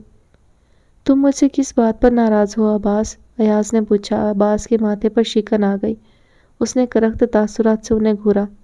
آپ جانتے ہیں، اس بار اس کا انداز تخاطب قدرے سنبھلا ہوا تھا۔ نہیں، میں نہیں جانتا، تم مجھے بتاؤ، اس نے چیلنجنگ انداز میں کہا۔ آپ کو لگتا ہے سبین کا معاملہ اتنا چھوٹا تھا کہ میں اسے بھلا دوں؟ عباس پھٹ پڑا۔ ایاز نے سمجھنے والے انداز میں سر ہلایا تھا۔ رشتوں کے ساتھ انصاف کرنا سیکھو عباس۔ تم مجھ سے اس لیے قطع تعلق کیے ہوئے ہو کیونکہ میں نے اسے چھوڑ دیا۔ اگر میں اسے ساتھ رکھتا تو تب تم خوش رہتے، مگر ہم دونوں کا کیا؟ میں اس سے جھگڑتا، اسے برا بھلا کہتا، اس کے ساتھ بدتر سلوک کرتا تو کیا تب بھی تم خوش رہتے؟ نہیں، بالکل نہیں۔ تم مجھے ایک برا انسان سمجھتے اور میری شکل بھی دیکھنا پسند نہ کرتے۔ اور فرض کرو میں اس سے شادی کر کے نیو یارک سے واپس ہی نہ آتا، تب تم کیا کر لیتے؟ حقیقت پسند بن کر سوچو عباس۔ ہر شخص کی زندگی میں اس کی اپنی ترجیحات ہوتی ہیں، اپنی ویلیوز ہوتی ہیں، اور کم از کم میرے جیسا آدمی ایک انچاہے رشتے کو نبھا نہیں سکتا تھا۔ بجائے اس کے کہ میں ساری عمر کا روگ اسے لگاتا، میں نے اسے چھوڑ دیا، ایک بہتر فیصلہ کیا۔ وہ مسلسل بول رہا تھا۔ عباس خاموشی سے اسے دیکھتا رہا۔ ہمیشہ کی طرح وہ ہر بات کا جواب، ہر دلیل اپنی جیب میں لیے پھر رہا تھا۔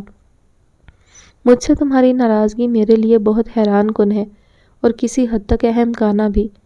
ایک بات یاد رکھو عباس، میں صرف اپنے ماں باپ اور سبین کو جواب دہ ہوں، تمہیں نہیں۔ تم مجھ سے کس بنا پر ناراض ہو؟ میں تمہیں یہ نہیں کہہ رہا کہ تم خود کو میری جگہ پر رکھ کر سوچو، کیونکہ ایسا ممکن ہی نہیں۔ ہم دونوں کے مزاجوں میں زمین آسمان کا فرق ہے۔ تم میں لچک ہے، مجھ میں نہیں ہے۔ تم زندگی کو کمپرومائز کر کے گزار سکتے ہو، میں نہیں۔ اور ویسے بھی زندگی ہر شخص کے احساسات کا مختلف تجربہ ہے۔ ایک ہی چیز کے بارے میں 100 لوگوں کی رائے لوگے تو وہ ایک دوسرے سے قطعاً مختلف ہوگی۔ ورنہ پوچھ تو تم سے میں یہ بھی سکتا ہوں کہ آخر تم نے سبین سے شادی کیوں کی؟ لیکن میں پوچھوں گا نہیں۔ تم دونوں خوش ہو، میرے لیے کافی ہے۔ مجھے سوال کرنے کی عادت نہیں، نہ ہی میں ہمیشہ کے لیے یہاں رہنے آیا ہوں، نہ ہی تم لوگوں کی زندگی میں دخل اندازی کرنے۔ چند دن مزید یہاں ہوں پھر چلا جاؤں گا، مگر تمہاری ناراضگی میرے لیے تکلیف دہ ہے عباس۔ تم میرے بھائی ہو، مجھے غلط سمجھتے ہو تو ضرور سمجھو، مگر اپنے اندر اتنا حوصلہ بھی پیدا کرو کہ کسی دوسرے کا نظریہ جان سکو۔ امید ہے بات تمہاری سمجھ میں آ گئی ہوگی۔ مختصر اتنا جان لو کہ میں سبین کو تکلیف نہیں دینا چاہتا تھا، جبھی سہولت سے اسے آزاد کر دیا، اور اس کا حق مجھے میرا مذہب دیتا ہے۔ تم خدائی فوجدار مت بنو، چلتا ہوں۔ وہ اٹھ کھڑا ہوا۔ عباس لاجواب ہو گیا تھا۔ وہ دونوں بھی کھڑے ہو گئے۔ عباس خاموش رہا تھا مگر سبین نہیں۔ آپ واقعی بہت انصاف پسند اور اعلیٰ سوچ کے حامل ہیں ایاز۔ آپ کا بہت بہت شکریہ کہ آپ نے میرے لیے اتنا بولڈ سٹیپ لیا۔ سبین کا لہجہ مستحکم تھا۔ عباس اور ایاز نے ایک وقت میں چونک کر اسے دیکھا۔ خوشی ہوئی کہ تم نے میری بات سمجھ لی، ایاز نے کہا اور عباس کے قریب آ گیا۔ زندگی کو فیئر اینڈ سو کیئر طریقے سے گزارنا سیکھو عباس۔ ایک رشتے کو لے کر اتنا ٹچی اور پوزیسو ہو جانا کہ باقی سارے لوگ نظر انداز ہو جائیں کچھ ٹھیک نہیں۔ ہم پر صرف ہمارا اپنا حق نہیں، دوسروں کا بھی حق ہوتا ہے میرے بھائی، ایاز نے گہرے لہجے میں کہا۔ عباس چند لمحے خاموش رہا، پھر پیش قدمی کر کے آگے بڑھا اور ایاز کے کندھوں پر ہاتھ رکھ کر دھیمے سے بولا، آئی ایم سوری بھائی۔ وہ بے حد شرمندہ تھا۔ ایاز نے اسے ساتھ لگا لیا۔ اٹس اوکے یار، ایک غلط فہمی تھی، دور ہو گئی، بات ختم۔ ایاز نے اس کا کندھا تھپکا۔ اوکے اب تم لوگ آرام کرو۔ وہ باہر نکل گیا۔ سبین اور عباس کے درمیان اس موضوع پر کوئی بات نہ ہوئی تھی اور اگلی صبح وہ کراچی روانہ ہو گئے، مگر عباس کے لیے اس بات کی تکلیف کم نہیں تھی کہ کہاں تو شابخت اس سے اتنا ناراض ہوا تھا کہ وہ کراچی جا رہا ہے، اور کہاں وہ اس کو شکل دکھانے کا روادار بھی نہ تھا۔ اسے ملے بغیر کراچی آنے کا عباس کو بے حد دکھ تھا۔ اگر آپ مجھے نہیں بتائیں گے کچھ تو مجھے کیسے پتہ چلے گا تیمور آخر ہوا کیا ہے؟ ہبا بھی چپ سادے بیٹھی ہے۔ مجھے بتائیں میں کیا کروں؟ آخر آپ اسید کو کیوں نہیں بلاتے؟ آپ تو اس سے مل کر آئے ہیں۔ اسے بلائیں یہاں پر، ہم اس سے بات تو کریں۔ مسئلہ حل کرنے سے ہی ختم ہوگا، ایسے تو نہیں ہوگا۔ مرینا آج کافی دنوں کے انتظار کے بعد آخر بولنے پر مجبور ہو گئی کہ وہ دونوں باپ بیٹی تو چپ کا روزہ رکھے بیٹھے تھے اور کچھ بتانے پر آمادہ ہی نہ تھے۔ وہ کہیں نہیں جائے گی، نہ ہی اسے کوئی لینے آئے گا۔ آپ یوں سمجھے کہ وہ کہیں گئی ہی نہیں تھی۔ تیمور احمد نے مختصر سی بات کر کے موضوع ہی ختم کر دیا۔ مرینا نے دہل کر انہیں دیکھا۔ کیا مطلب ہے آپ کا؟ اس کی شادی ہو چکی ہے تیمور، انہوں نے جیسے یاد دلایا۔ بھول جائیں اسے، وہ بے نیازی سے بولے۔ کیا مطلب بھول جاؤں؟ کیسے بھول جاؤں؟ نکاح ہوا ہے دونوں کا۔ وہ بوکھلا گئی۔ میں نے کہا نہ بھول جائیں کہ ان 4 مہینوں میں کچھ ہوا تھا۔ وہ اب یہیں رہے گی، وہ اس بار سختی سے بولے۔ مرینا کے اندر کوئی بھاری درد آلود شے کلبلائی تھی۔ تو گویا بس میرے بیٹے کو نکالنا مقصود تھا، انہوں نے گہری اذیت سے سوچا تھا، پھر خاموشی سے وہاں سے اٹھ گئیں۔ اگلی صبح انہوں نے ہبا کو دیکھا جو کہ اپنے کمرے کی کھڑکی میں کھڑی تھی۔ ہبا جی؟ تیمور بتا رہے تھے کہ اب تم یہیں رہو گی، واپس نہیں جاؤ گی۔ وہ چاہ رہے ہیں تم دوبارہ سے کالج جوائن کر لو۔ بات کی ہے انہوں نے تمہاری پرنسپل صاحب سے، وہ پر یقین ہے کہ تم کور کر لو گی۔ تم اپنا مائنڈ بنا لو، پرسوں سے تمہیں کالج جانا ہے، میں کل ملازمہ کو بھجوا دوں گی، وہ تمہارے ساتھ مل کر تمہاری چیزیں تیار کروا دے گی۔ وہ مختصر و تاثر لہجے میں بات مکمل کرنے کے بعد اس کے تاثرات اور جواب جانے بغیر باہر نکل گئی۔ کالج، اس کے اندر پھیلی ویرانی اور سناٹے میں یہ لفظ ایک کراہ کی صورت میں گونجا تھا۔ اذیت سے اس کا رواں رواں جکڑا گیا۔ وہ بے دم سی ہو کر کھڑکی کے پٹ سے لگ گئی۔ اس کی بے خواب آنکھوں میں آنسو جمع ہونے لگے اور درازوں سے بھرا دل وہ کسی آندھی کی زد میں آ کر ہچکولے کھانے لگا۔ کیا اب بھی کوئی خواب میرا رستہ دیکھ رہا ہے؟ پھر وہ میکانکی انداز میں نفی میں سر ہلانے لگی تھی۔ الٹے ہاتھ سے آنکھیں صاف کی تو ہاتھ کی پشت بھیگ گئی۔ مجھ جیسے لوگ جو دوسروں کی آنکھوں کو بے خواب کر دیں، انہیں خواب دیکھنے کا کوئی حق نہیں۔ مجھے کوئی حق نہیں پہنچتا میں اپنے لیے کوئی خواب دیکھوں۔ دوسروں کی راہ کھوٹی کر کے میں کیسے منزل پر جا سکتی ہوں؟ مجھے کوئی اختیار نہیں کہ میں زندگی میں کچھ حاصل کر سکوں، اور ویسے بھی کتنی بھی ڈگریاں حاصل کر لوں، رہوں گی تو ایسی ہی نہ، بدصورت اور بد کردار۔ وہ نفرت سے بڑبڑا رہی تھی۔ اس کی منفی سوچ پہلے سے زیادہ خطرناک ہو رہی تھی۔ اس کے سر میں شدید درد ہو رہا تھا۔ اس نے سر دونوں ہاتھوں میں تھاما اور کھڑے قد سے لہرا کر نیچے گری تھی، اور پھر کالج جانے کی نوبت ہی نہیں آئی تھی۔ اسی دوپہر جبکہ وہ 2 گھنٹوں کی بے ہوشی کے بعد ہوش میں آئی تو ڈاکٹر سمرین نے مرینا کو بتایا تھا، تم دادی بننے والی ہو۔ اس نے ویٹرز کو ڈشز ٹیبل پر سجاتے دیکھ کر حیرت سے سوچا تھا کہ اس نے کل رات سے کھانا نہیں کھایا تھا، ورنہ ایسا کبھی نہیں ہوا تھا۔ اس نے کھانا شروع کیا تھا۔ موبائل اس نے اپنے سامنے میز پر رکھ لیا تھا۔ اس کا ذہن پھر سے گھر کی طرف الجھا تھا۔ اس نے تیزی سے سر جھٹکا۔ محبت، اعتماد، یقین، مان، ایک پل میں سب کچھ بھگ سے اڑ گیا تھا۔ اس کے اندر تلخی اتری تھی۔ اس نے چمچ پلیٹ میں رکھتے ہوئے پانی کا گلاس اٹھا لیا۔ ایک گھونٹ لیتے ہوئے اس نے ادھر ادھر نظر دوڑائی اور یکلخت ٹھٹک گیا۔ اسے وہم ہوا۔ اس نے گلاس ایک طرف رکھ کر دوبارہ دیکھا۔ داہنی طرف کے آخری میز پر بیٹھا وہ شخص بلا شبہ وہی تھا۔ اس کے ساتھ ایک اور شخص بھی موجود تھا جس کی اس کی طرف پشت تھی۔ طلال بن مصعب۔ اس نے حیرت سے آنکھیں لیے دوبارہ اسے دیکھا۔ یہ پاکستان کب آیا اور اس نے مجھے بتایا کیوں نہیں؟ اس نے سوچا۔ وہ دونوں بھی کھانا کھا رہے تھے اور ساتھ ساتھ باتیں کر رہے تھے۔ اس نے کچھ سوچ کر سامنے پڑا موبائل اٹھایا اور اس کا نمبر ملایا۔ بیل جا رہی تھی۔ اس نے نظر مصعب پر جماتے ہوئے دیکھا۔ وہ یکدم چونکا تھا۔ پھر اس نے اپنی جیب سے موبائل نکال کر دیکھا اور کچھ مزید حیران ہوا تھا، مگر پھر اس نے یکدم کال ڈسکنیکٹ کر دی اور موبائل لاپرواہی سے اپنے سامنے ٹیبل پر ڈال دیا۔ شاہ بخت کو جھٹکا لگا تھا، اس کو یقین نہیں آیا تھا طلال بن مصعب نے اس کی کال کاٹ دی تھی۔ وہ بے یقین تھا، ایسا کیسے ہو سکتا تھا؟ آخر ساری دنیا یکدم اس کے خلاف کیوں ہو گئی تھی؟ اس نے کان کے ساتھ لگے فون میں سے آتی آواز کو حیرت اور بے چینی سے سنا، جو کہہ رہی تھی کہ اس کا مطلوبہ نمبر بند ہے۔ طلال بن مصعب نے صرف کال ہی رد نہیں کی تھی بلکہ موبائل ہی بند کر دیا تھا کہ وہ دوبارہ کال ہی نہ کر سکے۔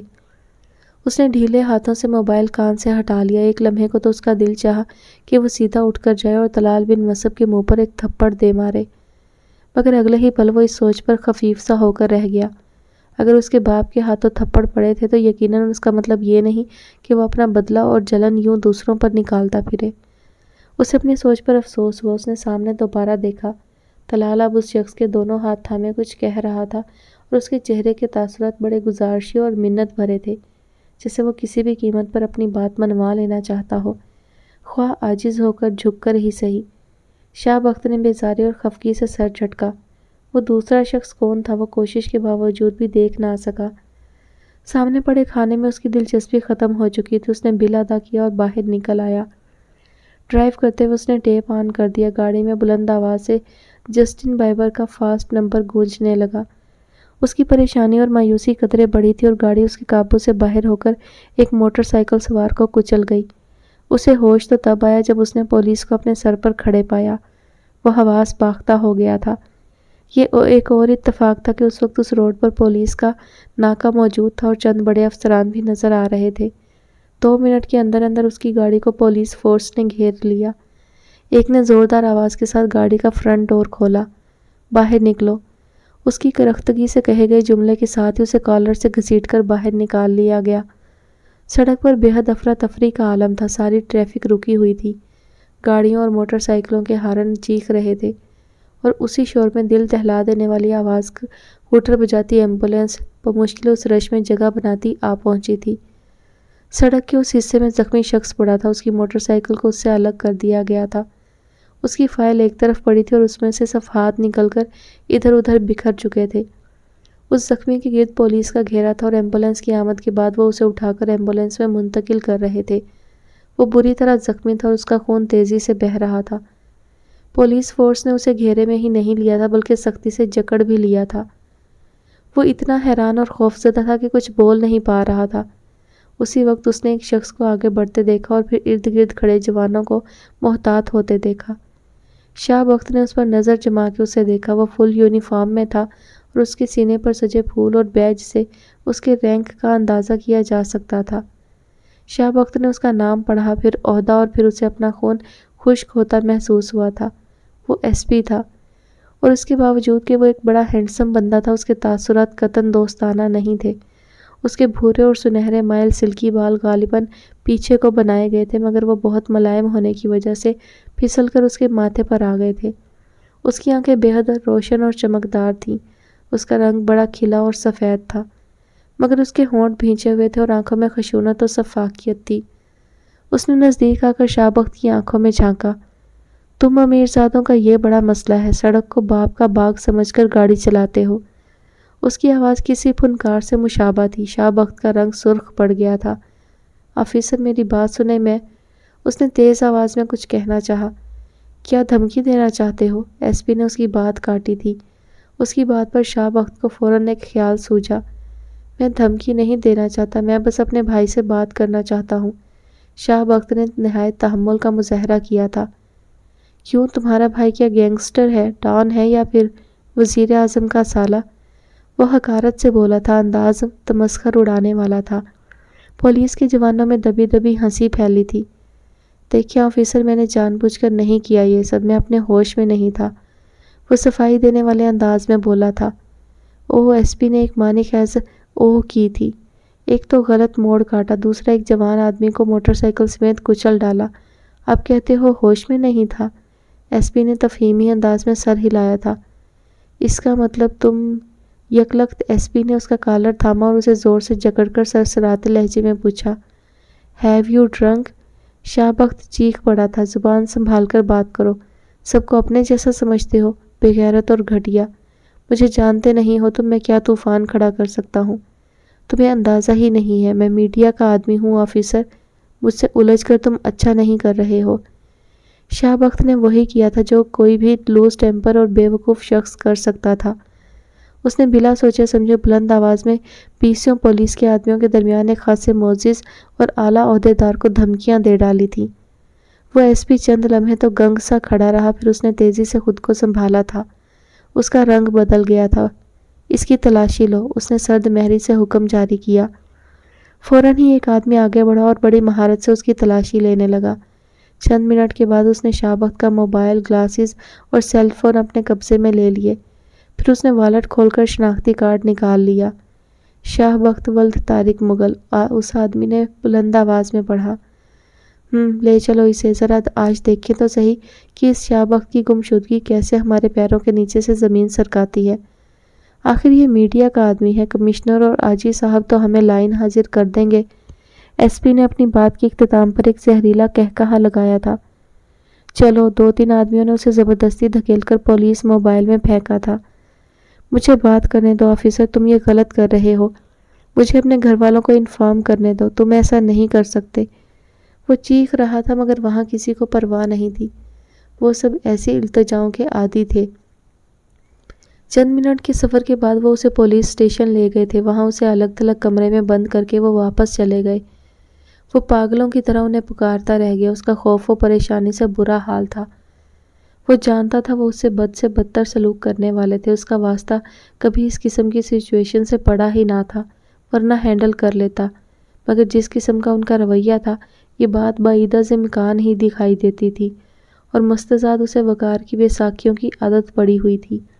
ہر معاملے میں ہمیشہ وہی اس کے آگے کھڑے ہوتے تھے، کسی گھنے مہربان بادل کی طرح، مگر اب ایک دم سے اسے اپنے سر پر کڑی دھوپ کا چبھتا ہوا تلخ سایہ محسوس ہو رہا تھا۔ آخر 2 گھنٹوں کے جان لیوا انتظار کے بعد دروازہ کھلا اور ایس پی صاحب کے ساتھ 2 پولیس فورس کے آدمی اندر آ گئے۔ انہوں نے عقابی نظروں سے کمرے کا جائزہ لیا اور پھر اس کے دائیں بائیں منکر نکیر کی مانند آ کر کھڑے ہو گئے۔ اس نے دیکھا وہ ایس پی ایک کرسی گھسیٹ کر بیٹھ چکا تھا۔ شاہ بخت مغل، پروفیشنل ماڈل ہو، خاندانی بزنس کر رہے ہو، تعلیم MBA، ہائٹ 6 فٹ 3 انچ، اکلوتے رہ گئے ہو کیونکہ حال ہی میں تمہارے بھائی کی ڈیڈ باڈی پاکستان آئی تھی۔ ریکارڈ تو صاف نظر آ رہا ہے، کوئی گرل فرینڈ بھی نہیں ہے۔ حیرت انگیز لگتا ہے مگر ایسا ہی ہے۔ ہاں مگر، وہ جیسے نیوز بلیٹن پڑھ رہا تھا، سپاٹ بے تاثر انداز میں۔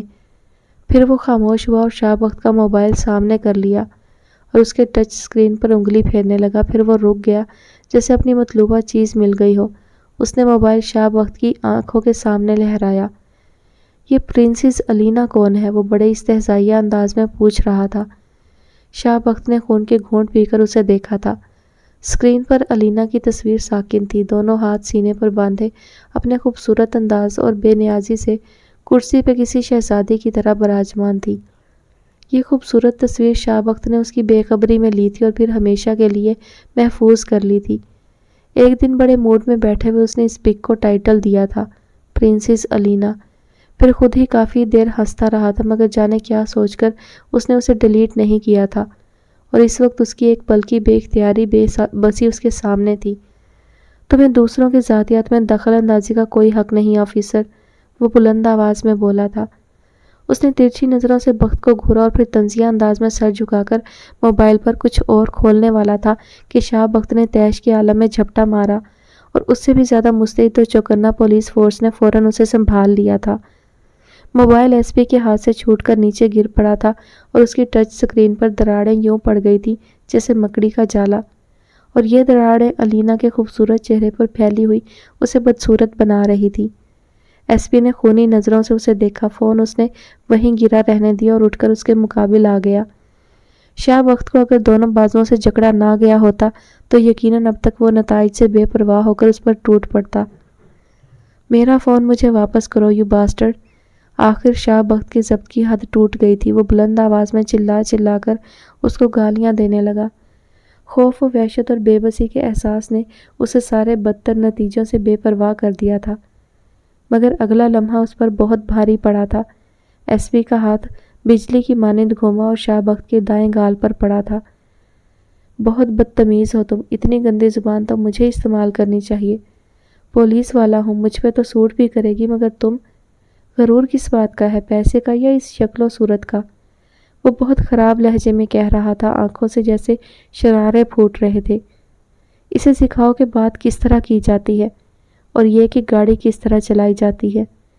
بہت معنی خیز لہجے میں کہہ کر مڑا اور باہر نکل گیا۔ اب وہ ان دونوں آدمیوں کے رحم و کرم پر تھا اور وہ اس سے بدترین سلوک کرنے والے تھے، یہ ان کے تاثرات بخوبی بتا رہے تھے۔